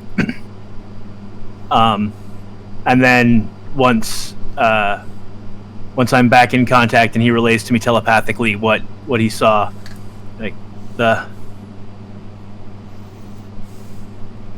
mistress's suite seems to have been ransacked. There's no candles lit, it's dark. We may have come here for nothing. Although, could still be secrets and treasures hidden inside, I suppose. Someone had to send the letters. Someone had to send the letters specifically to us for a reason. Yeah, they could be dead now. Or they could be alive. There's only one way to find out. How tall are the walls? The walls are about 30 feet high. Oh. Watch for me. Make a noise if you see guards coming. I'm going to try to stealth to the wall. All right, make your stealth check. Pass How long without does a your trace. It's active for. Let me double check. But I thought it was 10 minutes. I'd say you're Up to an hour. 10 minutes. Okay, I was going to say 10 minutes. You might be still within it, but an hour definitely. That'll be. Let's see. 39. And what's the range on your pass without trace? How close do they need to be to you? 30 feet. Right, so you were at the wall. You were just. Or no, you said you went 30 feet back into the tree line, so you're a little beyond 30 feet from them now, because you're at the wall. Yep. Alright, so everyone else's stealth rolls from this point will be made without the added pass without trace. Havoc, moving silently, almost shadow-like, you move up to the wall. What is it you're looking for? I will pull out a coil of rope, whisper to it. The rope will start descending on its own. As I cast Rope Trick, it goes up 60 feet. I'm going to start climbing up to get to the top of the wall. All right, your rope ascending, almost snake-like, in its little slither upwards. Do you need to make an athletics check or anything to climb that, or does You're it give the you any DM. advantage? All right, I was just asking if it specified like you had advantage or anything on it. It says you touch a length of rope. At the end of the rope rises in the air, hangs perpendicular to the ground. At the upper end of the rope is an invisible entrance that opens to an extra-dimensional space. The space can be reached by climbing the rope. It can hold as many as 8 creatures, and the rope can be pulled into the space, making it attack and spells can't cross the entrance into or out of the extra-dimensional space. That's what it says. All right, make an athletics check to climb your rope then.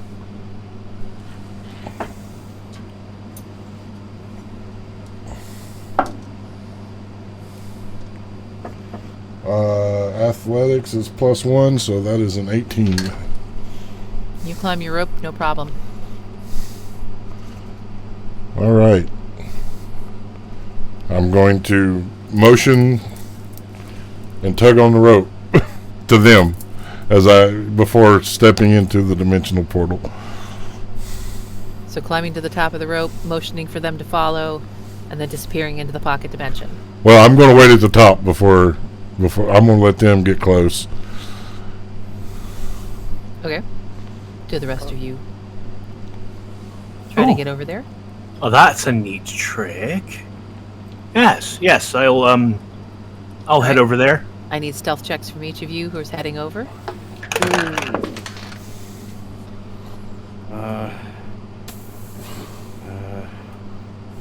That's pretty good, actually. I got a 22. Jack, 18. Nicholas, Nicholas is gonna actually try to sneak his way around the open guard door and around the wall to try and get past it. all right. Come on, dice, be good to me. That's not terrible. A 17. Okay, so Jack and Gurgle, you reach the rope unseen, not a problem. Nicholas, you're able to slip around the wall and into the courtyard. Jack and Gurgle, are you trying to climb the rope? Yes, I'll jump onto the rope. I'm going to actually, rather than actually grab hold of the rope and start climbing, I just walk up and place a foot against the rope, and then lift my other foot off the ground and place it against the rope, and I begin to walk up the rope. I have slippers of spider climb. Okay. So I just casually walk up the rope till I get to the top. Yeah. Being from the ocean, there's not much climbing in the ocean, so he's very bad at that. But instead, water just starts shooting from his boots, and he just flies up in the air. I have winged boots, but they're like hydro boots. I just kind of fly up. We were trying to be sneaky. I was very sneaky. I don't know what you're talking about. I don't know. Winged boots don't say they're not sneaky. I don't know. Yeah, but if they have jets of water coming out of them. Well, I suppose. Remember, I trained this DM. What are you trying to insinuate? That I taught you how to be evil. Yeah, that's true. What are you talking about? I am all sweetness and light. Bullshit. So, Gurgle, your jets of water in your boots going off, making noise. Oh, great. Okay. That's fine. Because, let's be honest, jets of water makes make sense. noise. Yeah, As soon as he gets to the top, I grab him and jerk him into the portal and cut the rope. Oh. I'll help Jack in too. Once they're both in, I assume I was already in. I was just gonna have applesauce grab the other end of the rope and fly up with it. All right, so you are in your space, and you've cut the rope. The rope dropping to the ground. And Nicholas, you are in the courtyard. See, dear DM, with my beautiful 100 feet vision as if it were close. Looking around, you can see that there are bits of debris. There are bits of bone laying around. There's what looks like benches and tables that have been some broken, some just turned over. The buildings, which again look like they're meant to like house workers and whatnot, some of them, the windows are busted. The door is standing open on at least one of them, from what you can tell from this angle. And just everything looks like it's been ransacked. And oddly, the stables are empty. That's very strange. Is it, by this point, is it dark outside, or is the sun lighting? The sun was setting as you guys were arriving here, so it is dark. Is it, what phase of the moon is it? That sounds strange to ask, but... Oh, well, let's roll for it, because there are 3 moons in Opira. One is sitting at about half, one is at a quarter, and one is more than just barely more than a sliver right now. So there's a bit of moonlight. It's not as much as you would have with a full moon, but there is a bit of moonlight.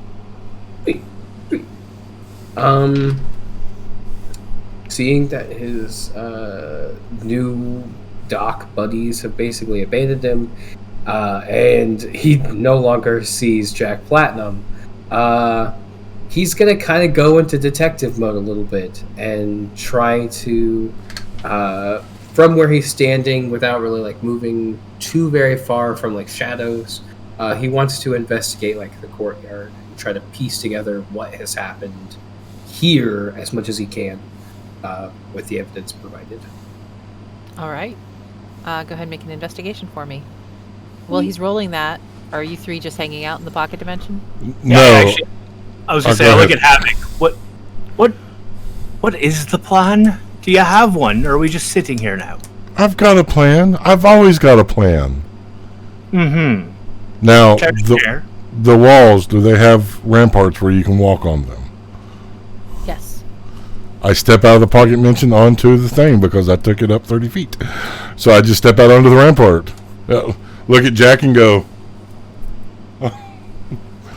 I could have just walked up the wall, mate. I say as I drop down onto the rampart next to him. Now, where do we go from here? I could get into the mistress's rooms, but I don't know if you can. Or him, or I point over at wherever, I gesture to wherever Nicholas has gone. You can't see Nicholas from where you are. Yeah, I just gesture in the last direction I saw him going. All right, Nicholas, what was your investigation? 13, unfortunately. It looks like chaos. At a glance here in the dim light, it looks like chaos. Could I make a perception check to see if Nicholas can get any sense of when? Oh no, I guess that would be more nature. He's basically just trying to listen. He's trying to hear any more sounds around him, open it up to the environment. Since the scene he's not getting anything from the scene. He's trying to get something from around him. Give me perception. while he's doing that, I want to see if I can spot him from the wall.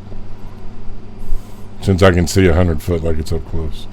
All right. Nicholas, you said you were staying up against the walls in the shadows? Mm-hmm. All right. So I'll say yes, you can try to spot him, but because of where he is in relation to where you are, it's going to be difficult. Okay. I am elf, so I can see in the dark. Mm-hmm. Just putting that out there. It's more the angle of where the rampart is and where he is. That's going to make it difficult. Okay, what's my modifier? Is this investigation or perception? I would call this perception. All right. So that will be a dirty 20. You can make out a figure moving below you in the shadows that you're pretty sure is Nicholas. How far away? You are 30 feet up on the wall. So yeah, you're fairly certain it's Nicholas. Looking down on the top of his head from here, you're pretty sure it's Nicholas. Nicholas, what was your perception? 22. You can hear whispering up on the wall above you. He's gonna casually whistle to save your brain. It'll just be kind of like a kind of whistle. Face step. Down beside him. Jumping! Shh! Put his fingers to his mouth. Shh! Sneak up on a guy. I told you, don't do it the first time and just make yourself known. I wasn't sneaking. The down here is chaos, and the only thing I heard was, I'm assuming you on top of the wall. But now you're not on top of the wall, you're down here. So I'm assuming the rest of them are on top of the wall? Yeah, they'll be down. Jack can walk down and Gerbil can hydro down. Wait, I gotta check something. Between me and you, and I'm gonna say this very quietly and as close to your ear as possible. Jack Plantum is somebody I'm very interested in, and if you see anything that we can use to, I don't know, bond us eternally through iron, if you know what I'm meaning, wink wink, nudge nudge, little like nice little bracelets, friendship bracelets, let me know. I don't give two fucks about your love life. I'm not talking about my love life. I'm talking about I'm literally a detective and I'm trying to pull him in because somebody's been assigned me to him, and I'm literally pretty sure this is the man I'm looking for. But it stays between you, me, and the stone wall behind us. I guess I didn't hear any of this, right? No, not if you're still up No, on the wall, okay. especially. Okay, yeah. I'm gonna cast message at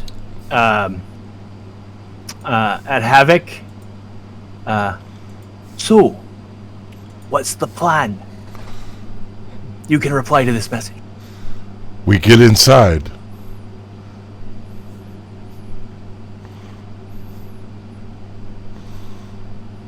Havoc's gonna start walking. Havoc's just walking across the courtyard. Yep. All right, Gargles, let's go. Apparently, we're going inside. Okay. I just walk down the wall. Yeah, Gurgle uses his Hydra boots to elevator himself down. All right. The boots once again, the rushing noise of water as you lower yourself down to the ground. Walking across this courtyard, you can see that it is just chaos. There are overturned and broken tables and benches, bits of bone, debris. The buildings have broken windows, one of the doors standing open, looking like it's been broken. The stables stand empty. And there is a smell. And it is not pleasant. Does it smell fishy? There's a nasty smell in the air. Go ahead and roll a perception to see if you can decipher whether or not one of the smells is fishy. I want in on that. Okay. Since I am a creature of nature. All right.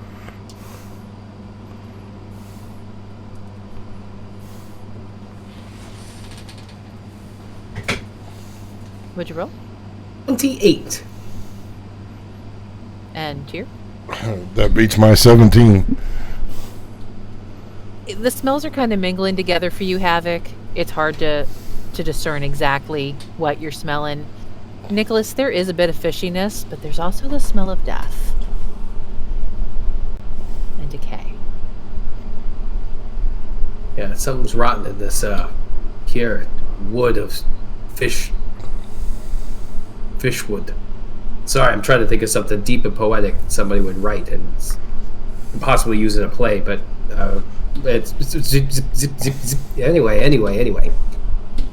It's gross around here. We should probably get inside. Is that the door over there? And he'll point to like the front door and head up just the stairs.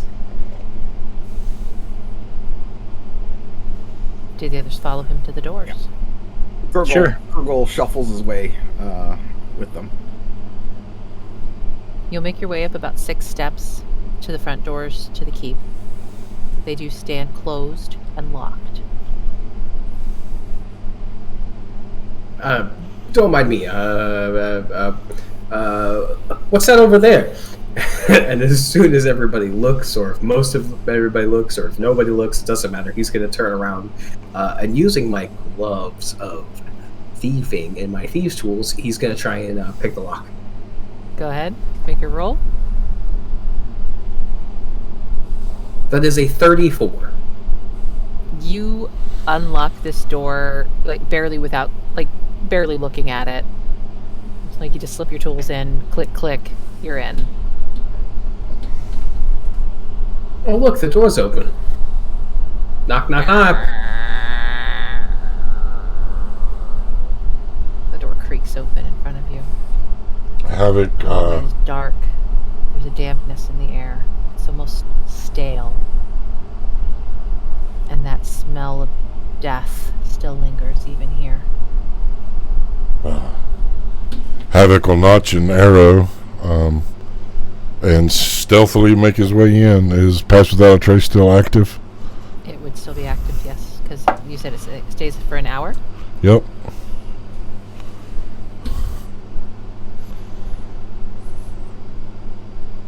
What's your roll? 38. Say that again? 38.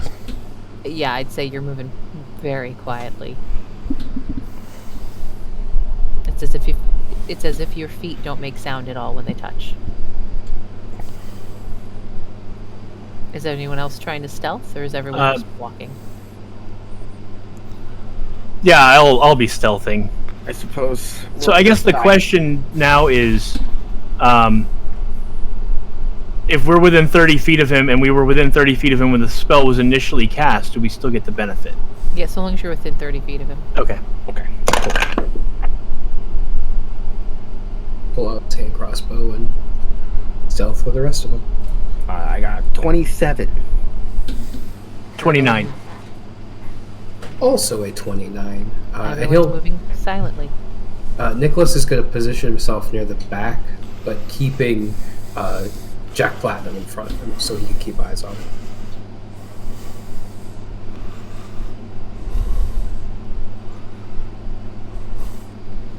Excuse me, DM. Yes. Can we take our last break so I can take pain medicine? Yes, sir, we sure can. We'll go ahead and take our break here. We'll see everybody back in about 10 minutes. And we are clear.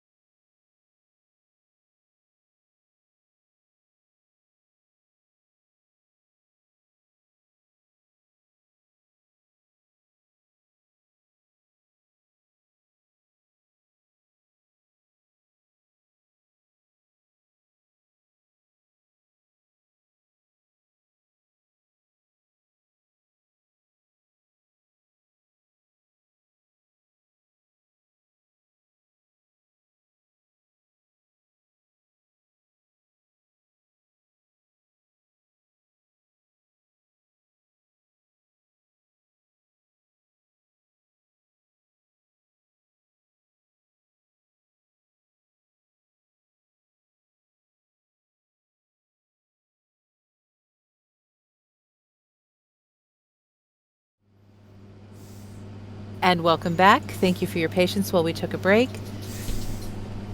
We have made it into the manor, into the keep here in the Saltwood. They've crossed the courtyard, which was full of bits of bone and debris and broken furniture. The buildings damaged, standing open, the stables empty, and the smell of death hanging in the air. Having made it inside, they now find themselves moving down a dark corridor.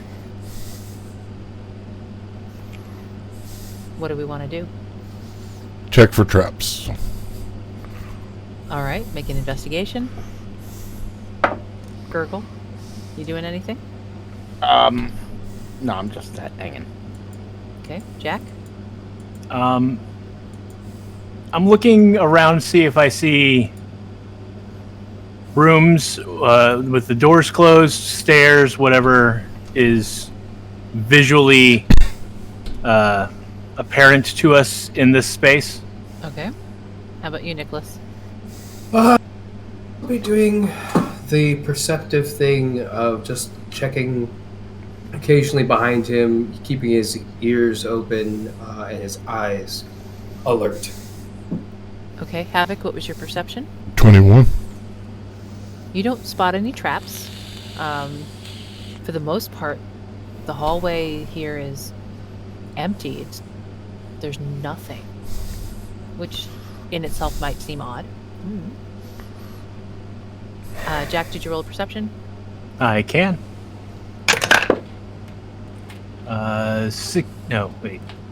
14.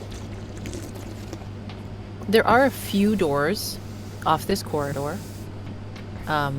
Essentially, there's one to your left, one ahead to your right, and one straight ahead of you at the end of the hall. I'm going to pause at the one on the right as we get close to it and listen. Okay, make a perception for that. Also a 14. Don't hear anything. I'm going to check the door to see if it's locked. It is, in fact, locked. I'm going to gesture without saying anything at Nicholas, and I'm going to point to the door and sort of, jiggle the handle just a little quietly to indicate that it's locked.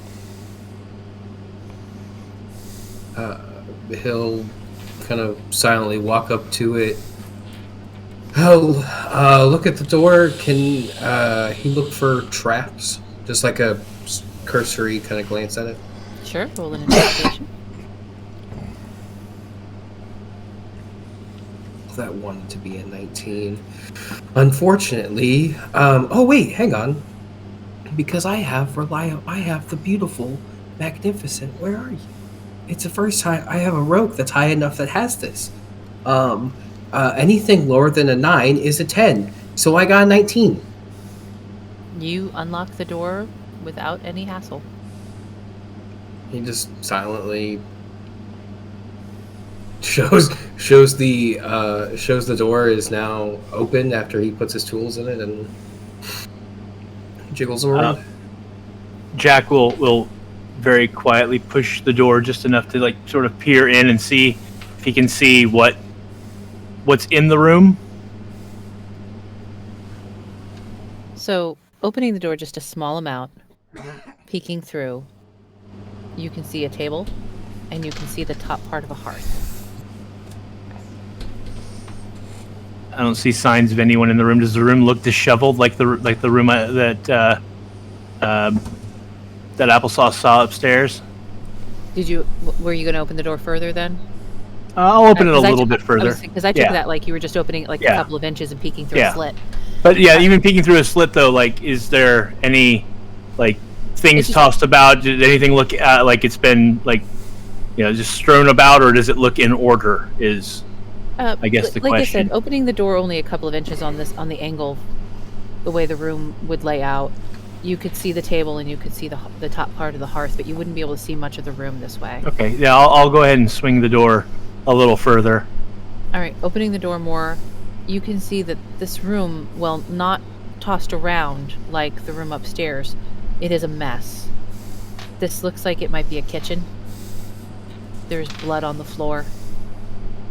There are bits of something or someone on the table. Knives jammed into the wood. A pot with something wretched smelling, boiling.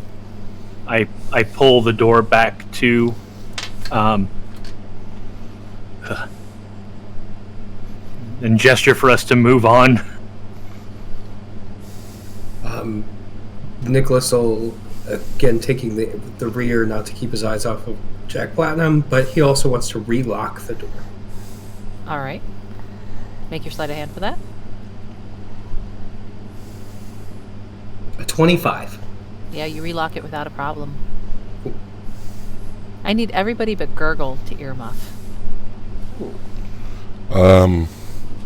If I earmuff, the audience can't hear. Okay, can you just take your earbuds out for a moment? Yeah, I can do that. Gurgle, you hear a voice in your head. Why would you side with land dwellers? You belong to the sea. I do belong to the sea. Sacroshock. The No, sea. child. I am your queen. Oh, no. Not of this area. Not of this deep. Sacroshock resides here. I am the queen of all seas.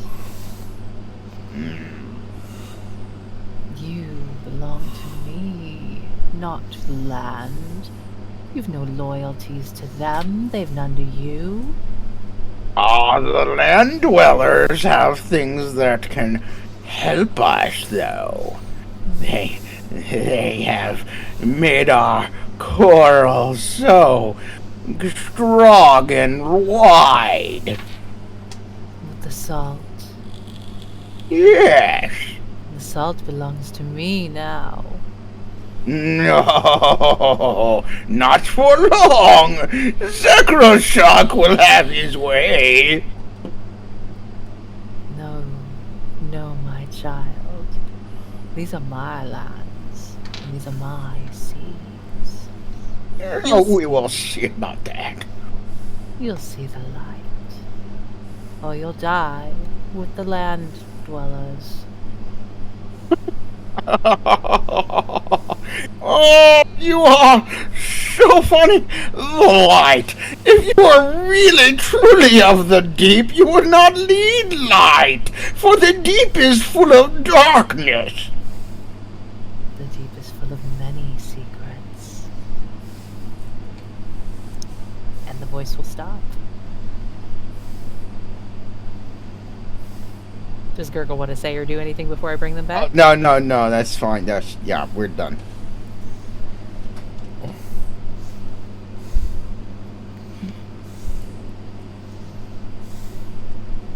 Just waiting on Jack. There we go. There we go. Yeah, sorry. Usually when because I watched with my video popped out. Usually when I mouse over in my taskbar, Discord, it pops up and it gives. There are little buttons there that I can click on. It was not giving me those, so I actually had to bring up the window, which was not wanting to come up right away, so that I could unmute or undeafen. So here we are in the hallway. Gurgle making some strange faces. What are we doing? Do I notice Gurgle's strange faces? You'd have to roll perception.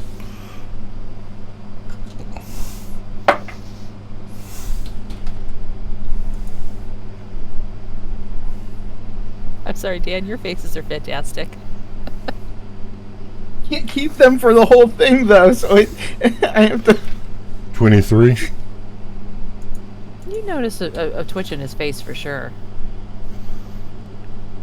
What's crawled in your crawl? Oh, this she bitch is talking to me.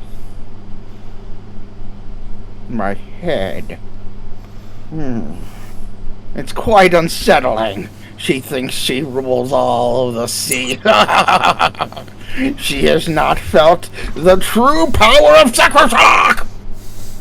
Again, how you're able to be facing a completely different direction, and I am behind you, and yet I am still covered with your spray. Oh, sorry, that is just the residue that comes out of my tentacles. It kind of flies in every direction. I understand it's probably the more excited you get about this Sakura Uzi or whatever. That's Shock. I'm just expecting Dad's character to just suddenly go woo woo woo woo and run away. just gonna Zoidberg right out of here. Yep.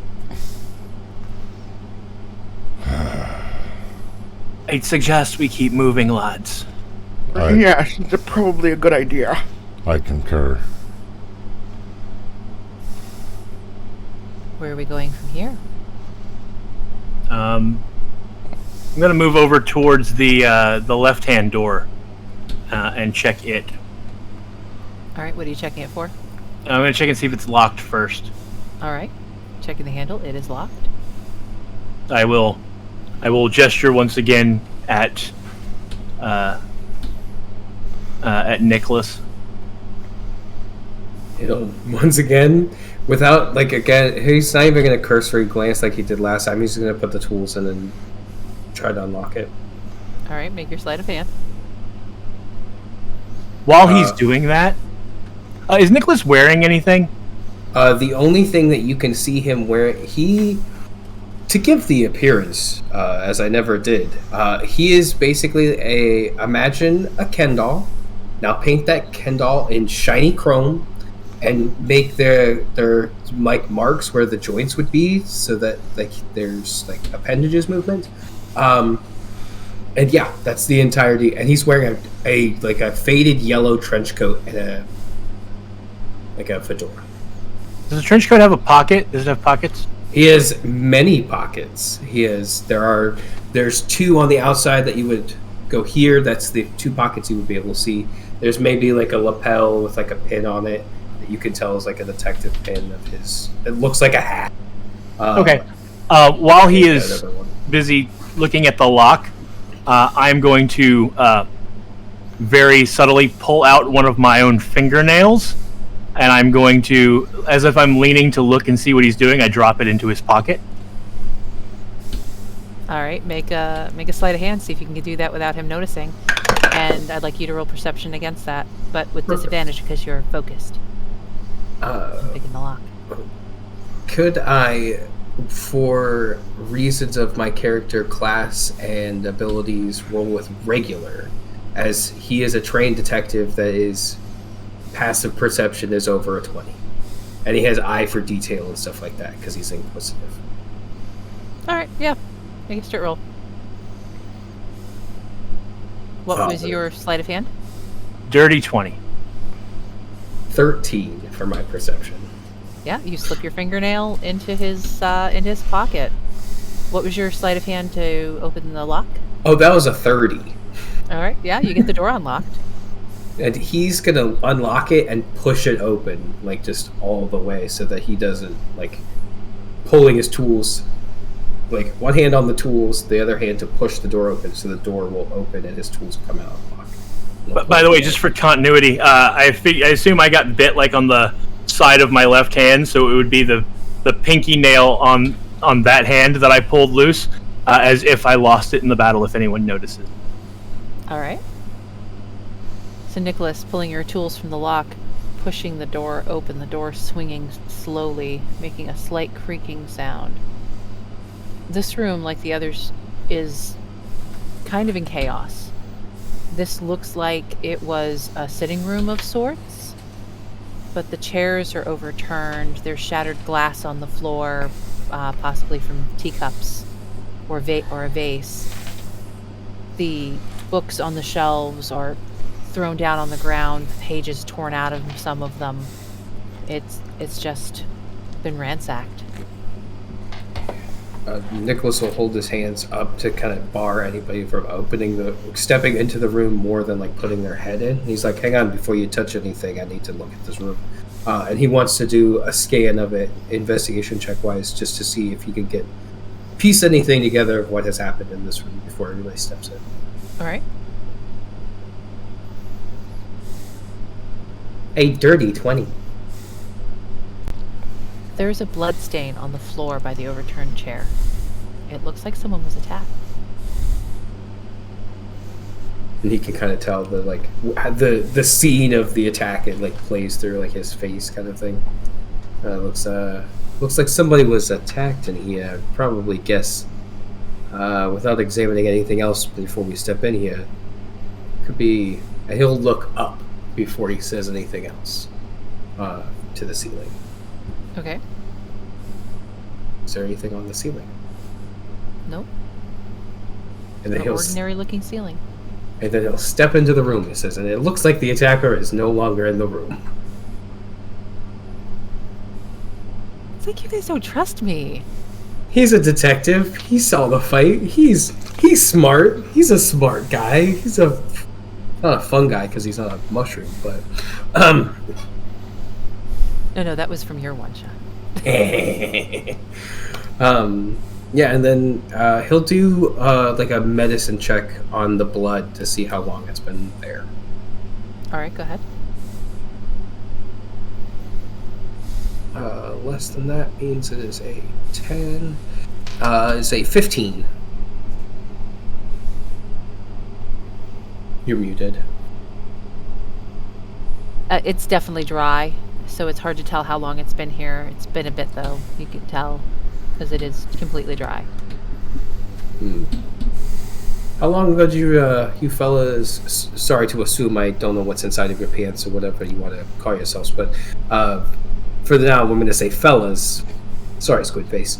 How long ago did you fellas receive your letter?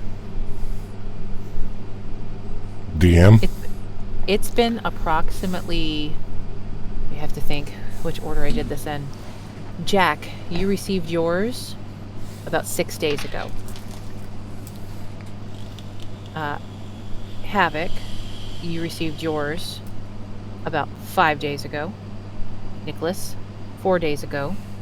And Gurgle, you received yours 3 days ago. Not on a week for me. Took me some time to get here. Yeah, a little under. Only been a few days. And he'll get up from kneeling by the blood, pull out his magnifying glass and start twirling it. Points it at Gurgle. Gurgle! A few days ago, you received this letter. You don't mind me asking, may I see your letter and also possibly tell me what your whole purpose for being here is? Right here. It kind of washes out. Water just kind of drips from it. Luckily, the ink is waterproof. While he's describing his stuff, he's going to be investigating check the letter. Okay. I'm here as an emissary from the deep. What reasoning for that? We have an alliance, you see. The Saltwood, the salt from the Saltwood, it helps the coral grow, and our settlements, it helps it to become stable and grow faster. And if the salt from the Saltwood dries up, then we can't expand as fast as we'd like. That's very fair, but you're here as an emissary. Does that mean that the salt is, dried up? That's what I would have thought. If there's a problem here, then we can't get our salt. Very curious. 23 on that investigation check on the letter, by the way. Okay, what is it specifically you're looking for in the letter? Anything that seems odd. Like a clue, this hidden cipher, something that seems different than what should be inside of a letter. All right, well, the first thing that Nicholas will notice is that the letter is not exactly the same information he got.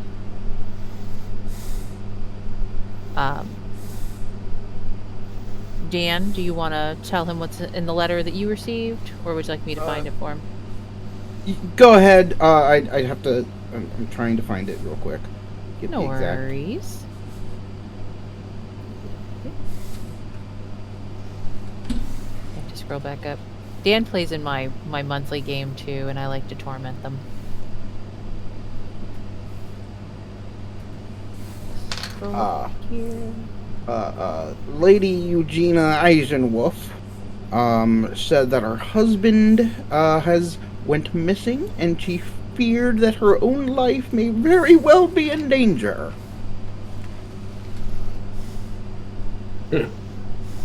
Interesting. Well, here's your letter back, Squidface. Interesting. Did I find anything else special with that letter? Mm-mm. Let's go back here. Since I've got my own letter, I'll reveal that the lady Eisenwolf wrote to me, asking me to help her find her husband who was missing. She obviously, knowing I'm a detective, offered me any reward possible for helping her find and bring back her husband. So let's go back with yours, Havoc. Your letter? Havoc will, excuse me, Havoc will hand over his letter. His letter says that something is happening on the lands. At first, the workers would not talk about it, and now that some have gone missing, they fear that something unholy is at hand. Can I do an investigation check on that too? Absolutely. Sweet. That is another dirty 20. Now, again, it will strike you that the information is different in this letter. Where in Gurgle's, she told him that her own life felt threatened. In yours, she told you just that, strange things were happening. Her husband was missing. In the letter to Havoc, you'll notice that it says that something's been happening. Some of the workers are missing, but doesn't mention the missing husband at all. All right, and I'm assuming. Does it say also what is promised to somebody? Since I'm reading his whole letter. I don't recall if Havoc's had a specific. It just said whatever compensation that Havoc desires. Okay. Thank you. And how about you, Mr. Jack Platinum? Your letter, please? Sorry, lad, but what was promised to me is between me and the lady. I'm not up for discussion. I can tell you that when she wrote to me, there was something unsavory going on, and that the workers refused to speak about it, but there was no mention of anyone having gone missing yet. And that she just felt that there was something unsavory and hoped that I could get to the bottom of it, and promised me proper compensation for it. I hold up my letter, but make sure that to show that from the outside that it's all the same, and then I put it away. He wants to insight check Jack Platinum on the thing he's specifically looking for is seeing how truthful he is being about the problem. If he can kind of infer if the problem he's talking about is something tied to what Nicholas Plantine is doing. Okay. Dun, dun, dun, dun. Oh, cool. That still is under a 10, under a 9, so it's a 10. And that means that is a 23. I'm being completely honest in that I don't want to tell you what was promised to me, and with all the information that I gave about the contents of the letter regarding the problem I was to investigate and help solve. All right, then. It seems to be that this house is a death trap that these fish people have taken over, and that we're probably not going to find the Lady Eisenwolf anytime soon. My suggestion is that we probably should all quietly head back to the dock, and we how do we call for a ship? Do we, DM? Do we know that a ship is coming back? If there is a ship coming back? Not to your knowledge. Shit. What are you talking about? We have to defend the Saltwood. We have to find it. We have to kill it. Yes, of course. Every serpent has a head. Look. I'm not, I didn't come here to kill a mighty beast, and I didn't for sure come here to defend the land of the Saltwood. Those are not my problems. I was, however, promised something particular, and I think that a lead to it might still be here in the keep, and I intend to find it before I leave. But I think you're right, Mr. Nicholas. I think that this place is lost, and I don't see it as my job to fix that. I do, however, want to find the lady's quarters, and see if I can find information that will help me down the road. And a little treasure wouldn't hurt nothing. You know, gold for my time, twere. I'm a busy man, after all. Look, Jack Platinum, this has gone on long enough. And it's very clear that I have been brought here by some wild ruse that some lady clearly didn't understand what she was dealing with. So, if you Wild don't ruse. got it, if you go, give me 1 second. If you don't got any, he's gonna look to Gurgle. Gurgle, you wouldn't happen to have a pair of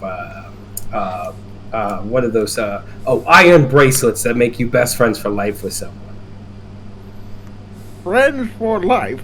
And it sounds like a magical item. No, sorry, probably just lost in translation here. That I'm speaking of some like the manacles, you know, like what guards carry on. Yes, of course I have some right here. And as soon as he sees them, he's gonna snatch them out of his hands and try and latch them on, one onto himself and one onto Jack Platinum. Make a dex check. Could I? Havoc is going to try to intercept the one going for Jack. I'm gonna say, Jack, make a save to see if you can avoid it. And Havoc, you said you're gonna try and intercept. Yep. All right, make one as well. I assume it's a argue? dex save? Yes. Can I argue for sleight of hand? Are you trying to do it in a sneaky way, or are you being obvious about it? It's obvious, but the way I have understood sleight of hand, and is completely your rule, is anything that has to do with like more meticulous dex things, picking locks or stuff like that. I feel like this is one of those quick. You know how like people do card tricks and hand tricks? That this is one of those flat bracelet fast moments. All right.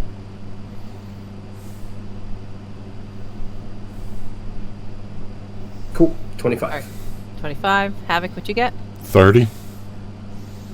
And Jack? I got an 18. All right, so unassisted, Jack would not have been able to avoid it, but Havoc has intervened.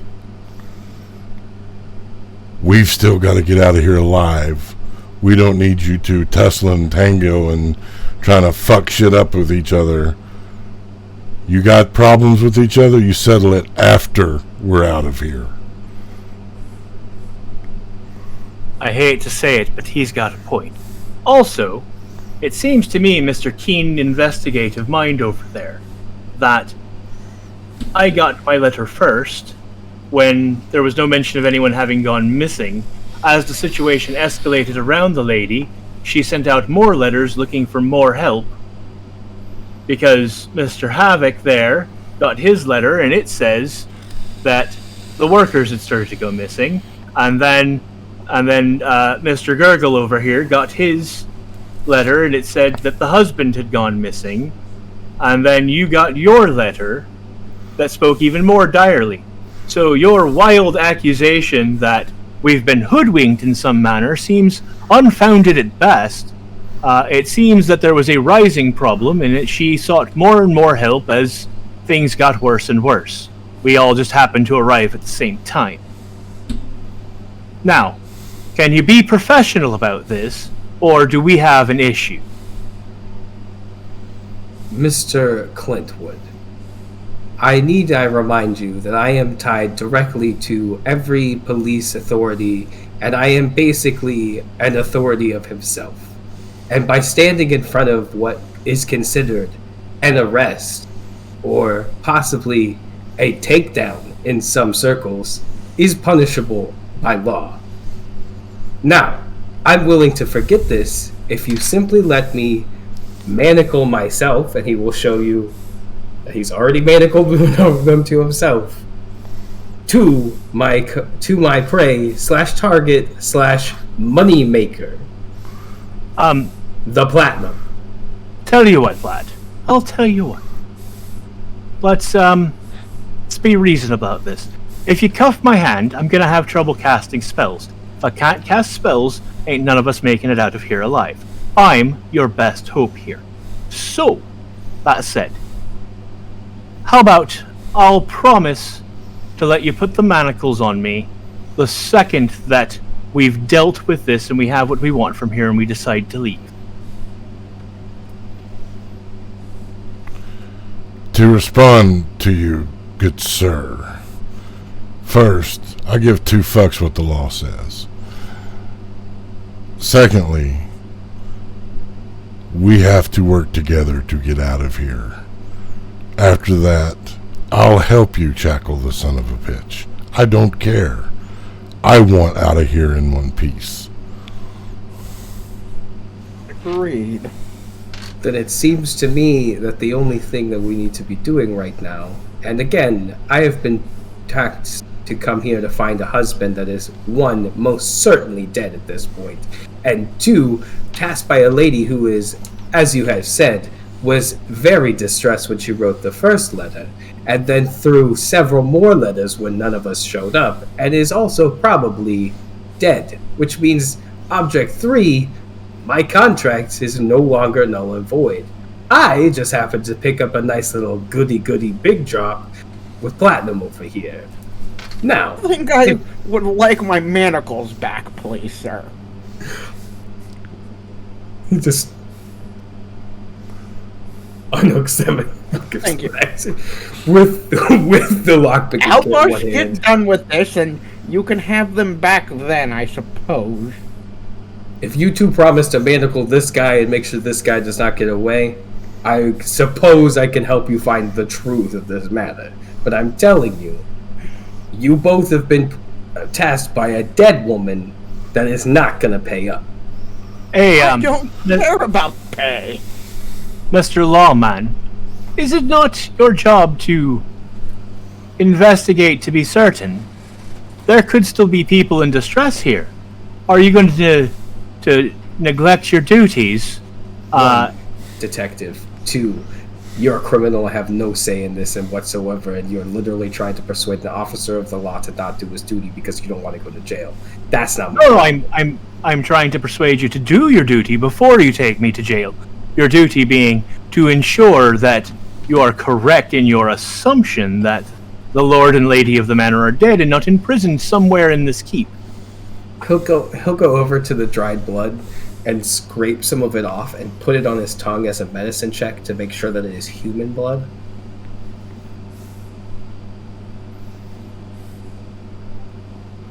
Alright, you need to make a medicine check. That is a 15. It appears to be. That is dried human blood. This room looks like a study. I can only imagine that someone with money lived here, and therefore probably the Lord and Lady. I can't tell the blood because I've never tasted their blood before and have no idea if human blood tastes different from human to human. That's not my authority and honestly not really what I'm into. The Lord and Lady's chambers are upstairs. I've seen them. And So How do you know what I human have to ask blood a tastes question like? at this point. Yes, DM. Did you all step into the room to have this discussion, or are you still standing in the hallway at the Oh, yeah, I just stepped into the room. Yeah, Everyone's in the room? yeah. Can I have perception checks from everybody?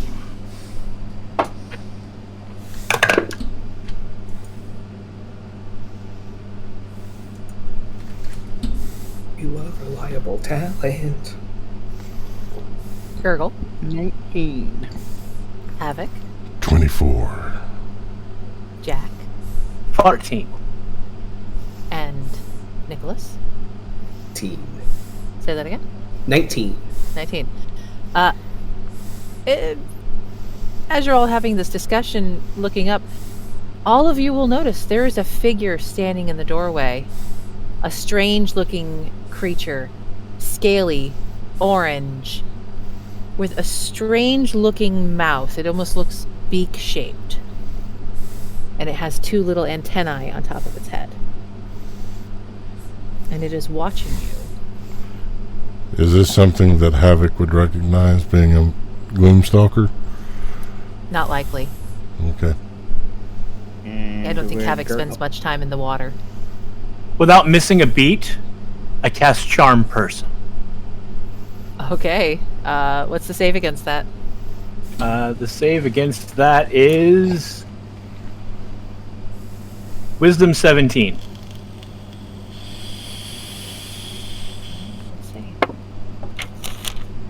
Oh, well, I don't think my 6 is going to do it. All right, so they are charmed for 1 hour, and as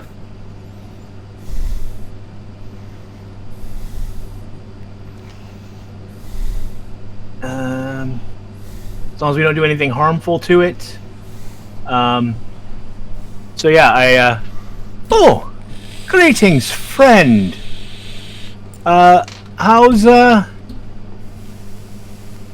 How's it going? Is there something you can help you with? Tell us about yourself. Does the spell allow it to be able to understand you? No,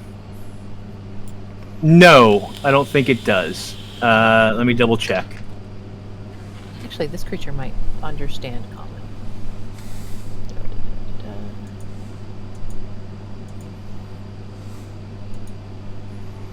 The other one doesn't understand common, but this one might.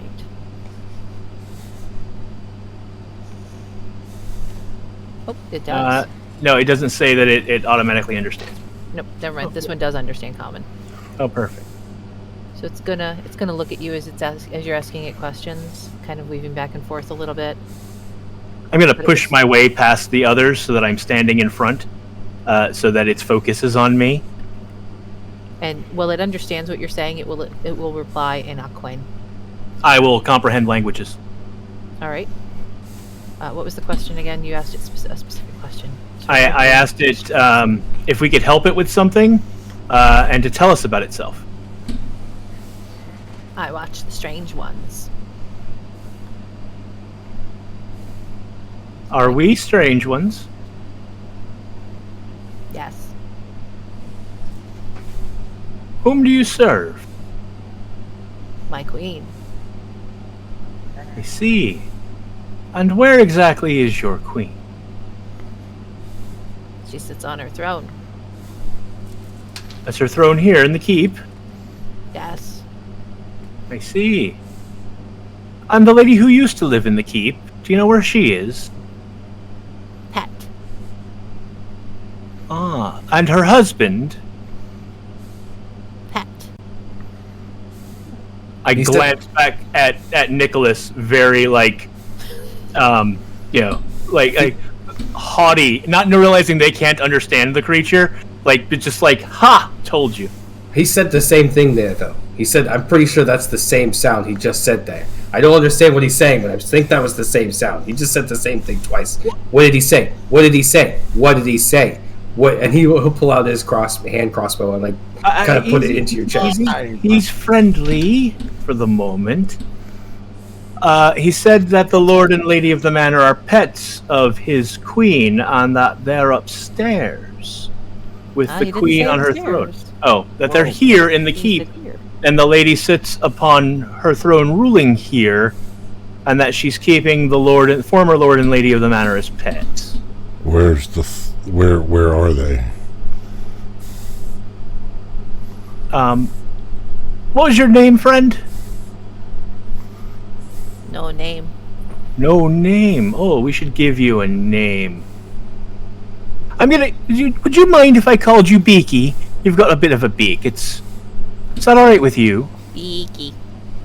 Very good, Beaky. All right, Beaky. Can you tell us how to get to where your queen is? We would love to meet her. You're muted. Since he's just standing in the hallway outside the room, he's just going to raise his arm and point down the hallway. Oh. Well, isn't that convenient? Why don't you lead us on? Will he take commands from others or just from you?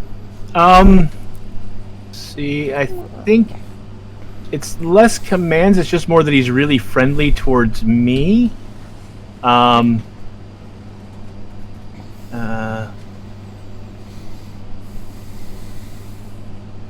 Going to apologize for my dancing curtain. The kittens have decided it's time to go for a climb. It says it regards me as a friendly acquaintance. But when the spell ends, it knows it's been charmed. But that's not until an hour from now. That's future me's problem. Would you mind escorting us? We'd love to meet her. Okay. Thanks, Beaky. He's gonna lead the way now. And Beaky will simply turn and start walking down the hallway toward the large door at the end of the hall. Knock an arrow. Alright, Beaky leads you it's about 50 feet down the hallway. You find yourself standing in front of the large doors. And he will point at the door. Is it polite to knock, or should we just go in? I think we should just go in. Havoc's going to kick open the door. Yeah. Before Havoc, as Havoc is preparing to kick over the door, I cast Armor of Agathis on myself. You know what? That's a good idea. Alright. I'm also going to cast Armor of Agathis on myself.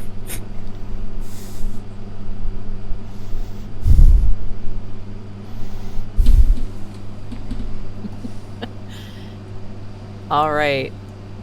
As you kick open the door, you will find that sitting around the room are 4 of the blue creatures that you saw earlier, like what you saw at the gate. But there are also 3 more like Beaky. Some of the tables are broken. Some of the benches are overturned. And oddly enough, there at the end of the room on what looks like a dais sits a feminine-looking fishy creature. Her scales shine a golden tone. She's wearing a white, flowy gown, sleeveless, almost toga-like. And as you kick open the door, she's just gonna grin and say something that, well, you've got Comprehend Languages up. Gurgle, you'll know that what she's saying is playtime. And there at the end of the room, to the right of the dais, you see 2 human-looking figures chained to the wall.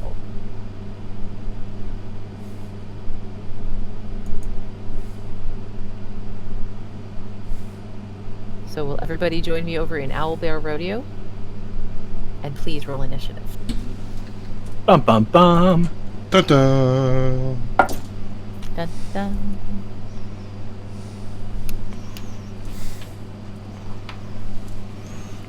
Do-do-do-do. Nope. No, what? No, what? I was trying to scroll on the thing and I moved one of your tokens. I apologize. And then I made it. And then I made it bigger. Naughty Jack. I know, right? Naughty Jack. That's okay. Nicholas is going to have you in cuffs later, so it's fine. Dead or alive, you're coming with me. Let's see.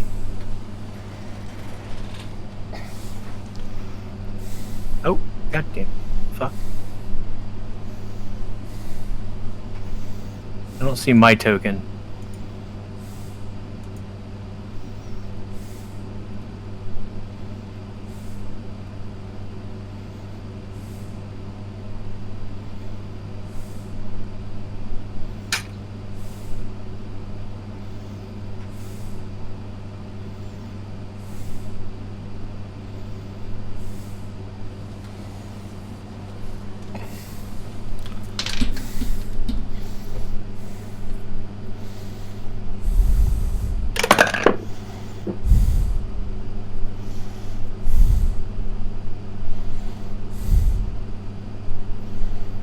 You're muted, Rin. I need everyone to roll their initiative if you haven't already. Sorry, this is taking a little longer than I intended.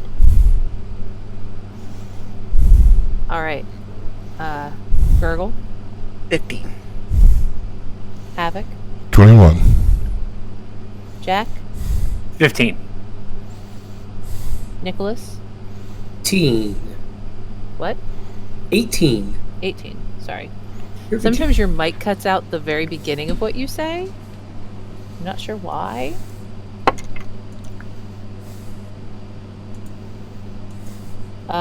Jack and Gurgle, who has the higher dex? I'm a 14. Gurgle has it. Okay. Alright, then Gurgle, you are up first. Oh, wow. Okay. He got higher than 21? Oh, no, sorry. Oh. You're right. Havoc. Okay, Haha. that makes way more sense. You're up first of the two of you. But yeah, All Havoc. right. Since I already had the arrow knocked, I'm letting loose at the thing that said something that I didn't understand what it said, but if you kill the head, the snake dies. And I'm using bonus action to cast lightning arrow. You cut out what? I'm casting lightning arrow. There you go. And that is a 27 to hit. That'll hit. All right, that'll be 48 lightning damage, plus 1d6 radiant damage. So what's Or your fire total damage. Let's see, that is... Hold on, I'm having the math.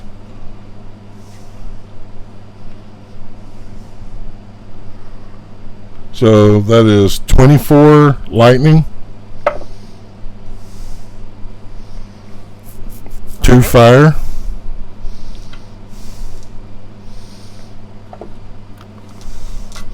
next attack. That is a 25. That hits. Alright, that will be normal. So that is 12 points of piercing, 2 points of fire, and because I am a Gloomstalker, I have Dread Ambusher, which gives me an extra attack on my first turn. Okay. I should have been using that before. Oh, yes! Oh, take it, take it, take it! I take it you rolled another 20. Yep, that is 21 points of piercing and 4 points of fire. All right. That's just quick in succession, just because it generates its own ammunition. So Okay. Is that your turn? that is my turn. This creature on the stage taking these shots from your arrows, letting out an unearthly sounding scream as her creatures will answer in kind, also screaming.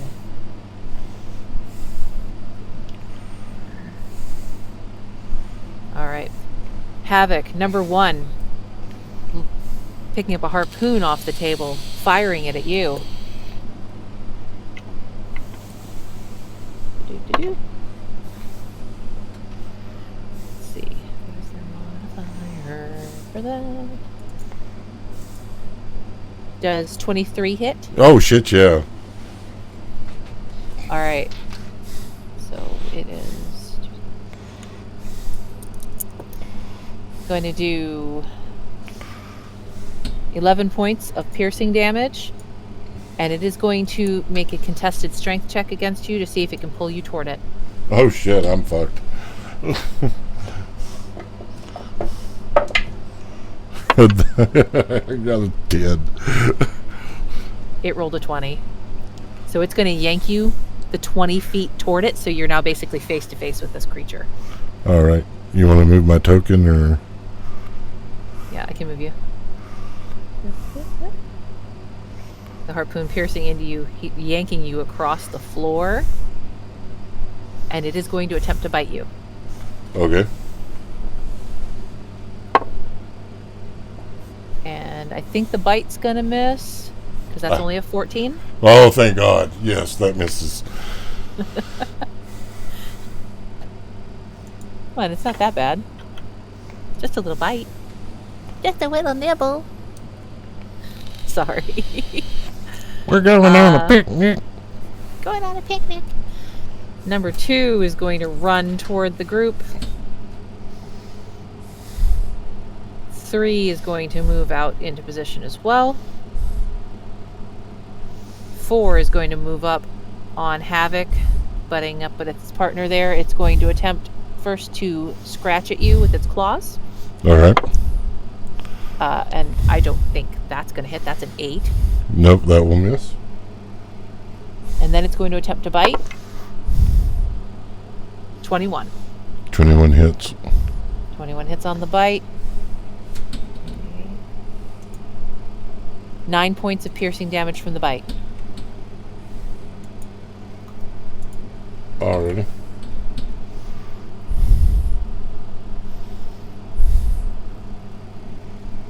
These guys are all going to move closer, and that will bring up Gargle, or Gurgle. God, why'd I call you Gargle? I'm so sorry. It brings up Gurgle.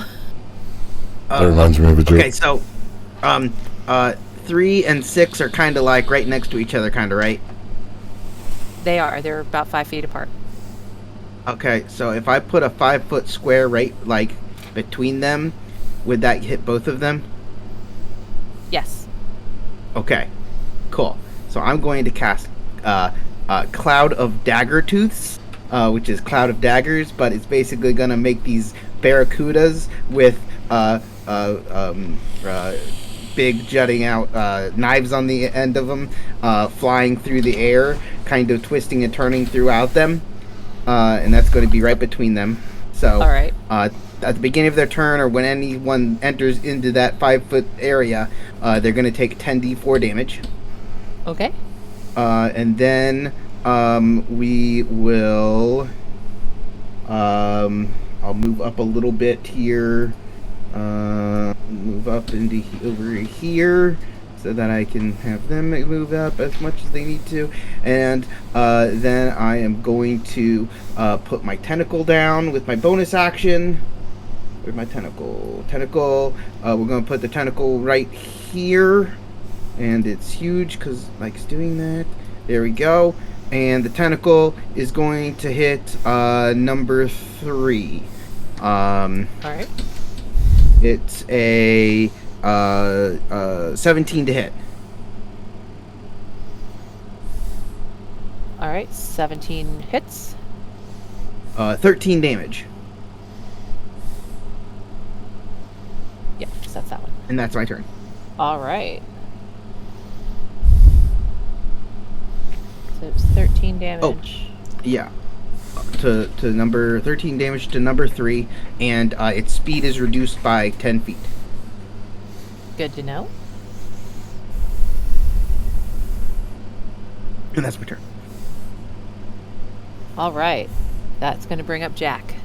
All right. So Jack is going to step up to the corner just so that... Oh. Move my map a little bit so I can move him without trashing my token. Move up to the corner just so he can peer around and see. And then... I'm playing a wizard, so, like, I kind of have to. I level my staff and I point it into the room and I cast Fireball! I am going to... That? I am centering it right here. The corner of this table. So it's a 20-foot radius, so by my measure, that should get 1, 4, 3, 6, 7, 5, and it just gets to the edge of the queen, so that is your discretion whether or not she is affected. But it's a DC 17 saving throw. I'm casting this at 5th level. Alrighty.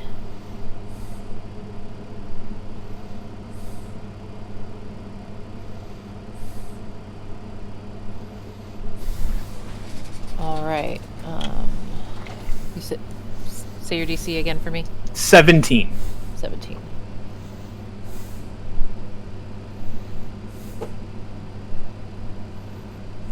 So there's 6 of them. Oop, not a D8.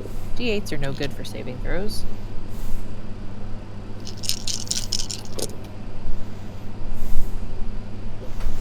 Alright. And all but number 5 failed their save. Alright, so that's 37 points of fire damage. Halved for number 5, so half of 37 would be 18. Alright. I believe. Is that math right? Yeah. Yes. Okay.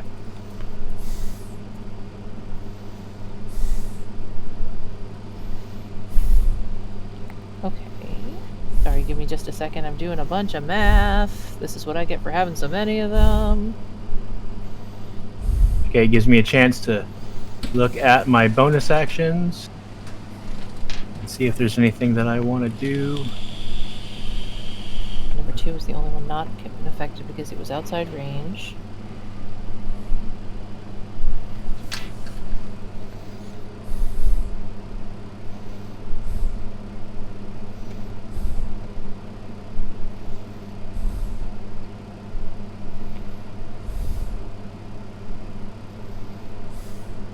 I'm going to use my calculator because it's going to make it just a little quicker. Sorry, everybody. No worries. You know, Alright. when you're playing a high-level wizard, you got to throw the fireball once. You know, you Yeah, just you gotta do it gotta. at least once. Yeah, You and they were so nice and clumped up for me there. That just had to just. And by clumped, I mean the range on that thing is huge, and they were all in a spot where I could get almost all of them. I never use Fireball. Mm-hmm. I was kind enough to not let it hit Havoc, at least. Yeah, there was that. If I had centered it on number 3, I could have gotten all of the minions. Yeah. And Luckily, Havoc too. But Right. Is that luckily Jack's the turn? tentacles didn't look that is like Jack's they- turn. That's a good thing to know. Alright, so that is going to bring up... Oh, you know what? I skipped Nicholas. I'm so sorry, Nicholas. It's okay. From this angle, with her being on the dais, I'm not gonna. It's pretty much a straight shot, right? If I stood there, I could put my hand on the shoulder without moving.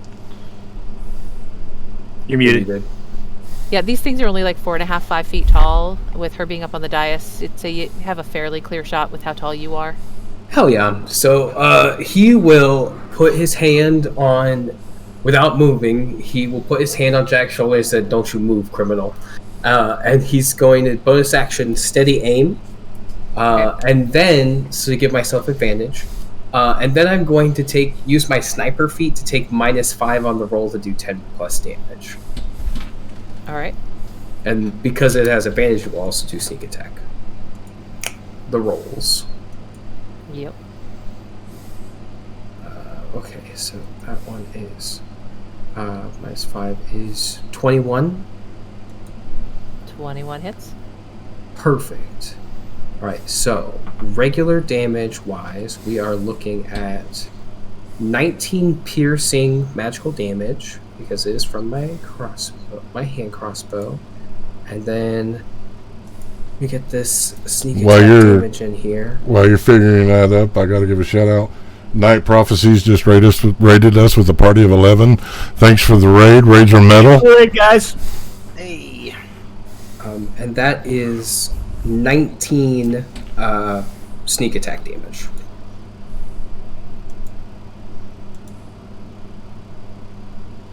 All right. Is that your turn, good sir? Yes. How does she look? She looks rough. She's screaming. The ringing noise it's causing in your ears is absolutely horrible. And it seems like the more she screams, the more wound up the others become. Cool. And that is my turn. And then he'll whisper, I guess, "Thanks, criminal."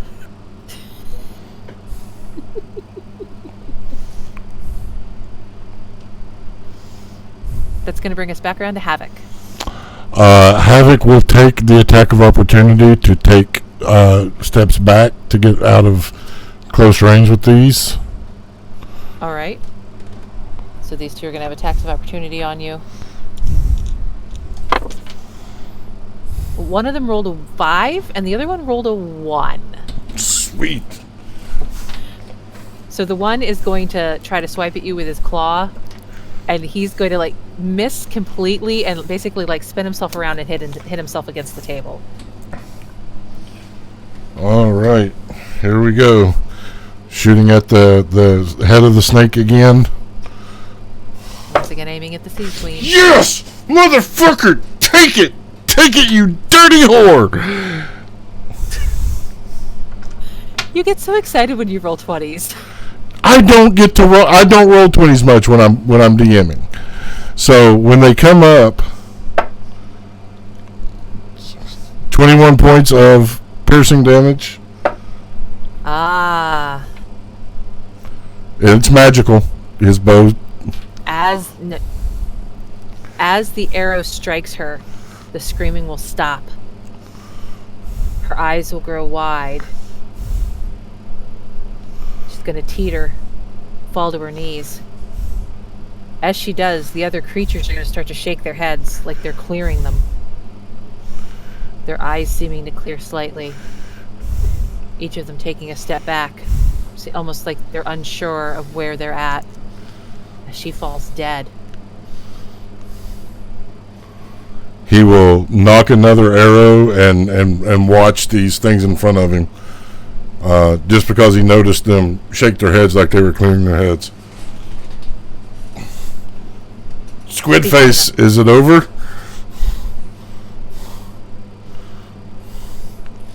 Alright. Can I hear what? Can I hear him from where we're standing? Oh yeah. I think what he's trying to ask is see if, since you're one of the only people that speak this fish language, you should probably translate and ask if this is over. Yeah, are you all okay? What happened? Sorry. I'm casting a spell while this is going on. And I'm going to begin to cast a spell, and as I see them start to have a conversation, I then just crush the spell down into a tiny bead. Okay. So Garbo, you've asked if they're okay? All right, Garbo. Gargle. Yeah. Gurgle. Gurgle. Sorry, but Gurgle. Were you under some enchantment? You seem disheveled. What? How did we get here? Gurgle drops his cloud of dagger tooth.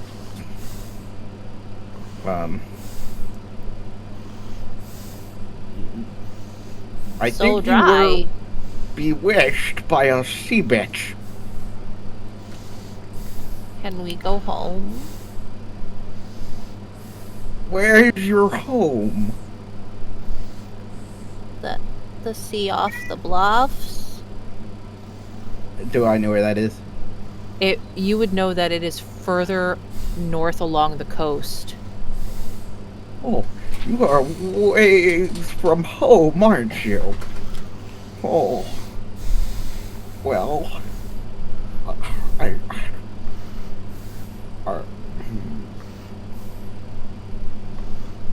how long have you been here? Don't know. Oh. Well, it seems like they were under some spell. They seem to be okay now. Well, that's sad. That means we killed them. Well, anyhow, let's get you all home. Not think about what I just did.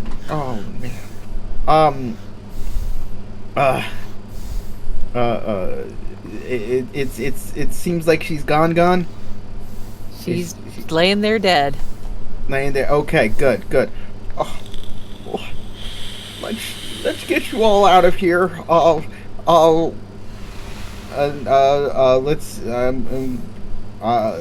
tend to the lady and her husband. What are you guys doing?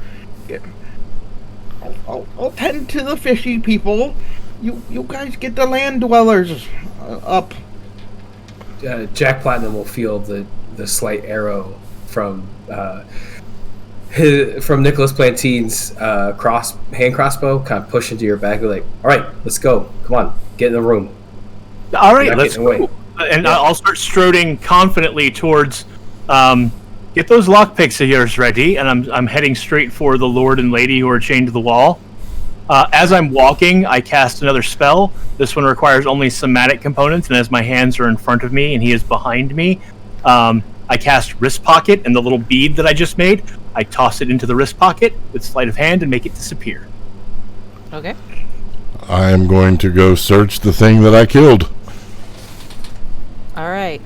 Havoc, roll an investigation. Jack, roll a medicine check. Can I try and perception check his sleight of hand of this wrist bead in front of me? Sure. It's going to be a disadvantage because you are behind him. That is fair. That's fine. He's not, after the thing is dead, he is not taking his eyes off of Jack Platinum. He is logged in. All right, what was your investigation, Havoc? 18. 18. Searching her, you will find that she has on her belt a little pouch full of what looks like bits of coral and sea glass. She has on the tops of her dress a pair of golden brooches and a couple of rings on her fingers that have gemstones set in them. And she is wearing a large necklace set with pearls. Havoc takes it all and chops off her head with his axe. All right, then. Right, what'd you get on your medicine check, Jack? Do you want to resolve the sleight of hand thing first? Oh, sure, yeah. Let's do that. I rolled that first. Okay. My sleight of hand was a 19. 19. What's your I perception? also got 19 on my perception. All right, so you saw him flick something. You can't tell where it went or exactly what it was. You definitely saw him do something with his hands. Okay. He'll just keep note of it. All right, so what's your medicine check? Medicine check is 18. 18. They are alive, though they are very beat up and dehydrated. He is more bloodied than she is. And there are basically bites out of her legs. Like something's been chewing on her. Tormenting her. Why don't you see what you can do about those cuffs? The shackles, I say to Nicholas as I pull out my water skin and start to give them both water. He'll undo the lady first. All right, make your sleight of hand. 28. You're muted. You'll unlock them without any issue. She's going to groan as she's finally able to pull her arms down for the first time. You can only assume has been days. Easy now, easy. We've got you. Thank you. My husband. It looks like he'll live. There's a... I whisper to her, you had mentioned a cleric. Is he nearby? Can we summon him? I can give you the information, yes. I pull out my sketchbook / journal and a quill to take down the information so that I can see about summoning someone to help heal them. And for my own personal use later as well. He's undoing the husband at the same time as this. Okay.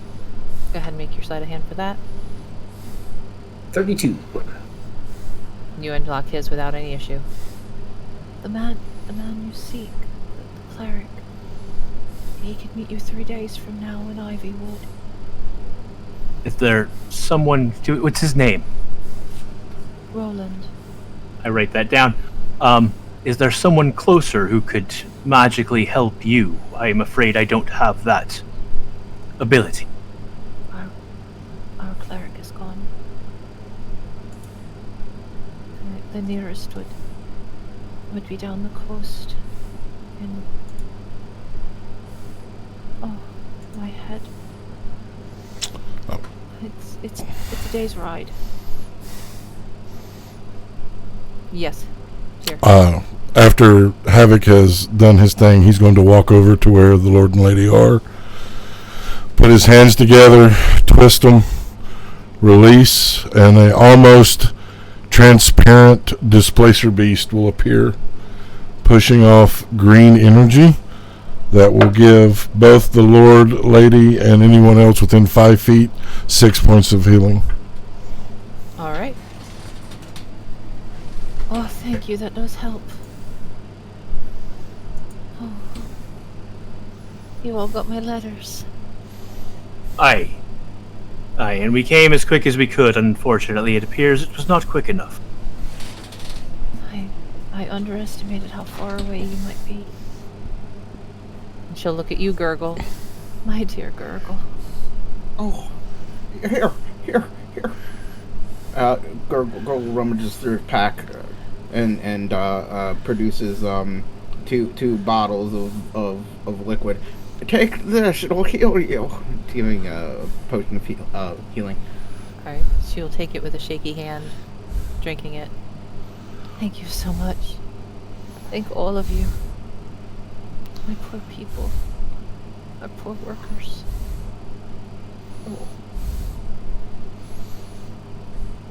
Havoc will hold the head up, probably a little too close to the lady. Don't worry, we killed it. Oh, I never want to see that face again. He'll put it in the net on his belt. Little decorum, Havoc.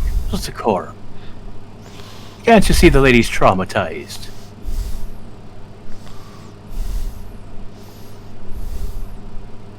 Let's see if we can't get them somewhere more comfortable, eh?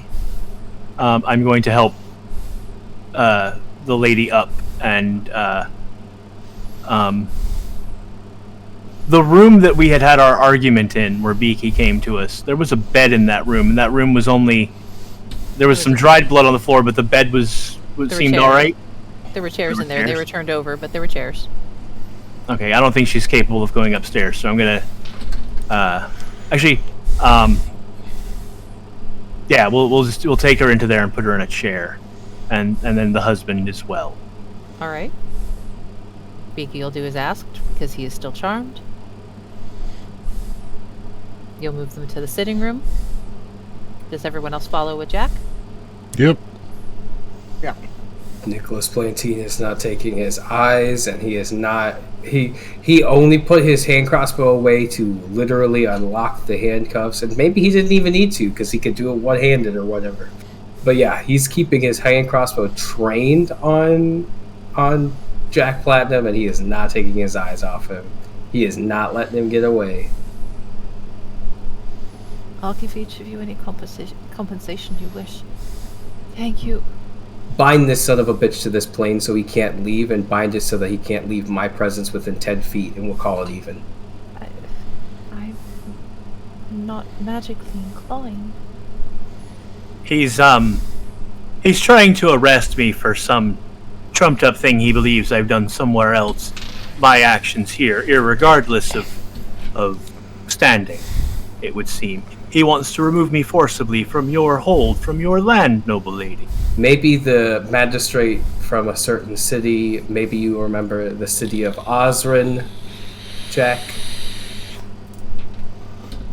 Can't say as I've ever been there. A likely story. Anyway, the magistrate just has decided to ask me to help you find your way back to the city, just to talk to somebody. Just a few questions, I'm certain of it.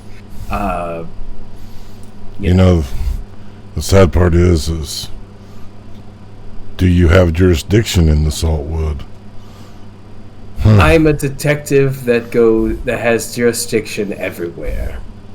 Well, I'm like the long dick of the law, fucking everything that I can and want. good luck with that. Havoc will leave. Good Havoc. What can I give to you? I've already got treasure, and I got this. He'll pat the head on his belt. You take care. Nothing else. Thank you. And with a 28 stealth, he fades. I hope you're well now, lady, but, my lady, but, I think I should attend to, our other guests. I think they could use some help getting home. That is great. Very kind of you, Gurgle. I will see you soon. Yes, I will be around. Will Gurgle. you do much salt? Yes?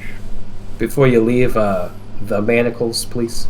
Oh, yes, the manacles. Yeah, he takes them and, like, throws them. He throws them. Wait, no, he doesn't throw them. He throws them right between the two of you. Has he taken his eyes off me to look at Gurgle to get the manacles?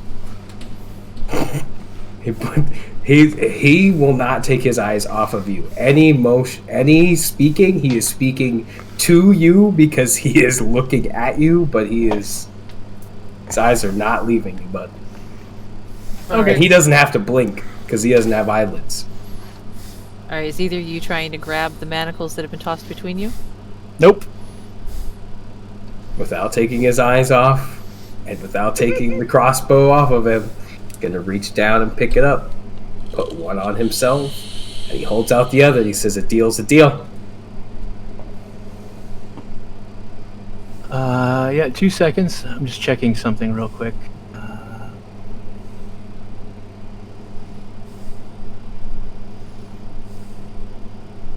Man, what DM would set her players up like this? She must be a real dick. Look, I'm just sad that I did not take a spell, like a spell scroll that is basically the Miranda rights that binds that person to me. That's my mistake. Along with not bringing manacles, I did not bring something that I could just keep in with me. It's almost like someone trained you in the ways of evil. I don't know what you're talking about, good sir.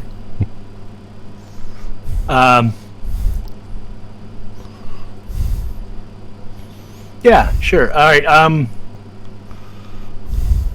I am Jack? going to. Sorry, just to see how something works before everything kicks off.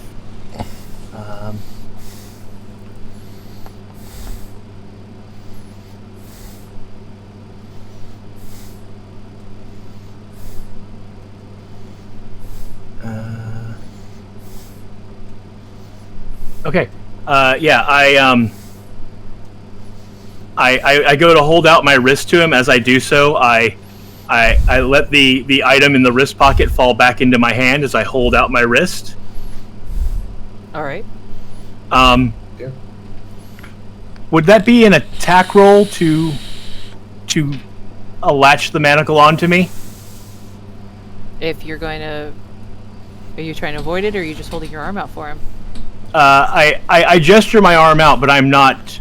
I'm going to make him work for it. Yeah, I'm not gonna just let it happen. All right, Basically, I want him to attempt to attack me with the manacle to put it on me, so that I can get a reaction. You're trying to bait him out, basically. Yes, I'm baiting him into swinging the manacle at me. All right, are you going to attempt to... He's not going to swing the manacle. He's going to simply hold it up and say a deal's a deal. And he's holding the crossbow trained on you. I have my wrist out. And he's holding it out for you to put it on, because that was the deal that he said. And he's a robot, so he doesn't have to eat, he doesn't have to sleep, he doesn't have to drink. And he will stand there until you put that manacle on him, or he's going to shoot you with his crossbow.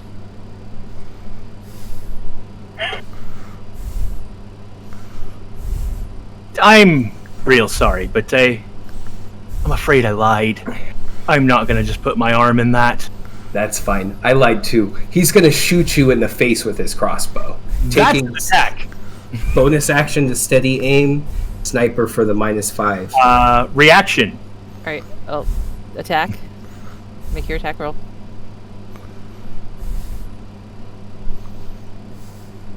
Advantage.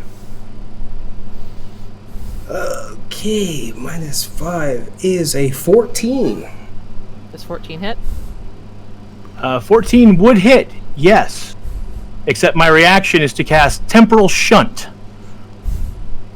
So I need a Wisdom 17 saving throw from Nicholas there.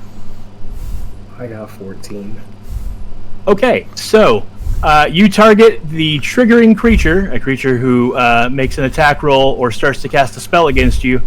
On a success, the creature is thrown to another point in time, causing the attack to miss or the spell to be wasted. At the start of its next turn, the target reappears where it was or in the closest unoccupied space. The target doesn't remember you casting the spell or being affected by it. And so he takes his action. I react. He is banished temporarily to another point in time where he fires the crossbow, but I'm no longer standing in front of him as he fires it. Then on my turn this round, I cast Greater Invisibility on myself, and I take 30 feet of movement, so that when he reappears, I'm not there. All right, so Nicholas, you're aiming at him. You go to pull the trigger. You're thrown back in time momentarily. As you snap back, he's not there. You can't see him. DM, Yes. can I get the final word on this, as I just see that we are close to time, and I Sure. feel like this is a good moment.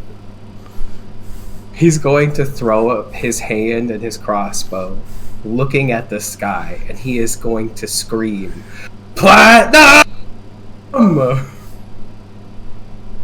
And that is where we're going to end our story tonight. Oh, Thank you all so much for playing. One last thing, if you don't mind. The fingernail that I put in his pocket, it's good for 10 miles. So whenever he leaves, when he's just about to pass out of its range, I use the ability that's contained within the fingernail to send him a whispered message that only he can hear. That just says, "Better luck next time, mate." And then the fingernail dissolves into powder in his pocket. All right. Thank you all for playing at my table. Thank you all who have come to watch tonight, for hanging out with us while we took this little adventure through the Saltwood. I hope everybody had a good time tonight. Let's let everybody know who we are and where they can find us, and then we'll say goodnight. Hi everybody, I was your New York style robot inquisitor, Nicholas Blantine. Blantine, I don't remember what my own name is anymore. And you can find me on Twitter at PeculiarPatrick. Hi gamers, I'm still Lot Clark, and I played Jack Platinum, the escape artist apparently tonight. And you can find me on the Book of Faces and the Twitter Patients at Lock Unruly. That's Lock with an H. Hey everyone, it's me, Tier the DM, world's okayest DM. Got definitely out DM tonight. Told you, Grin, you're a better DM than I am. Tonight I was the player behind Havoc, and you can find me on Twitter at tier_the_DM. And I am Dan. I played Gurgle, the wet tentacly one, and you can find me on Twitter at RavenousDan. Hey everybody, I'm Ren Matley. I was your DM for this little adventure tonight. And you can find me over on Twitter at Ren_Matley. Thank you again for all coming out and watching us tonight, hanging out with us and having some fun. We love you all. Please remember that you are never alone. There's always somebody. Reach out if you need it. Love you.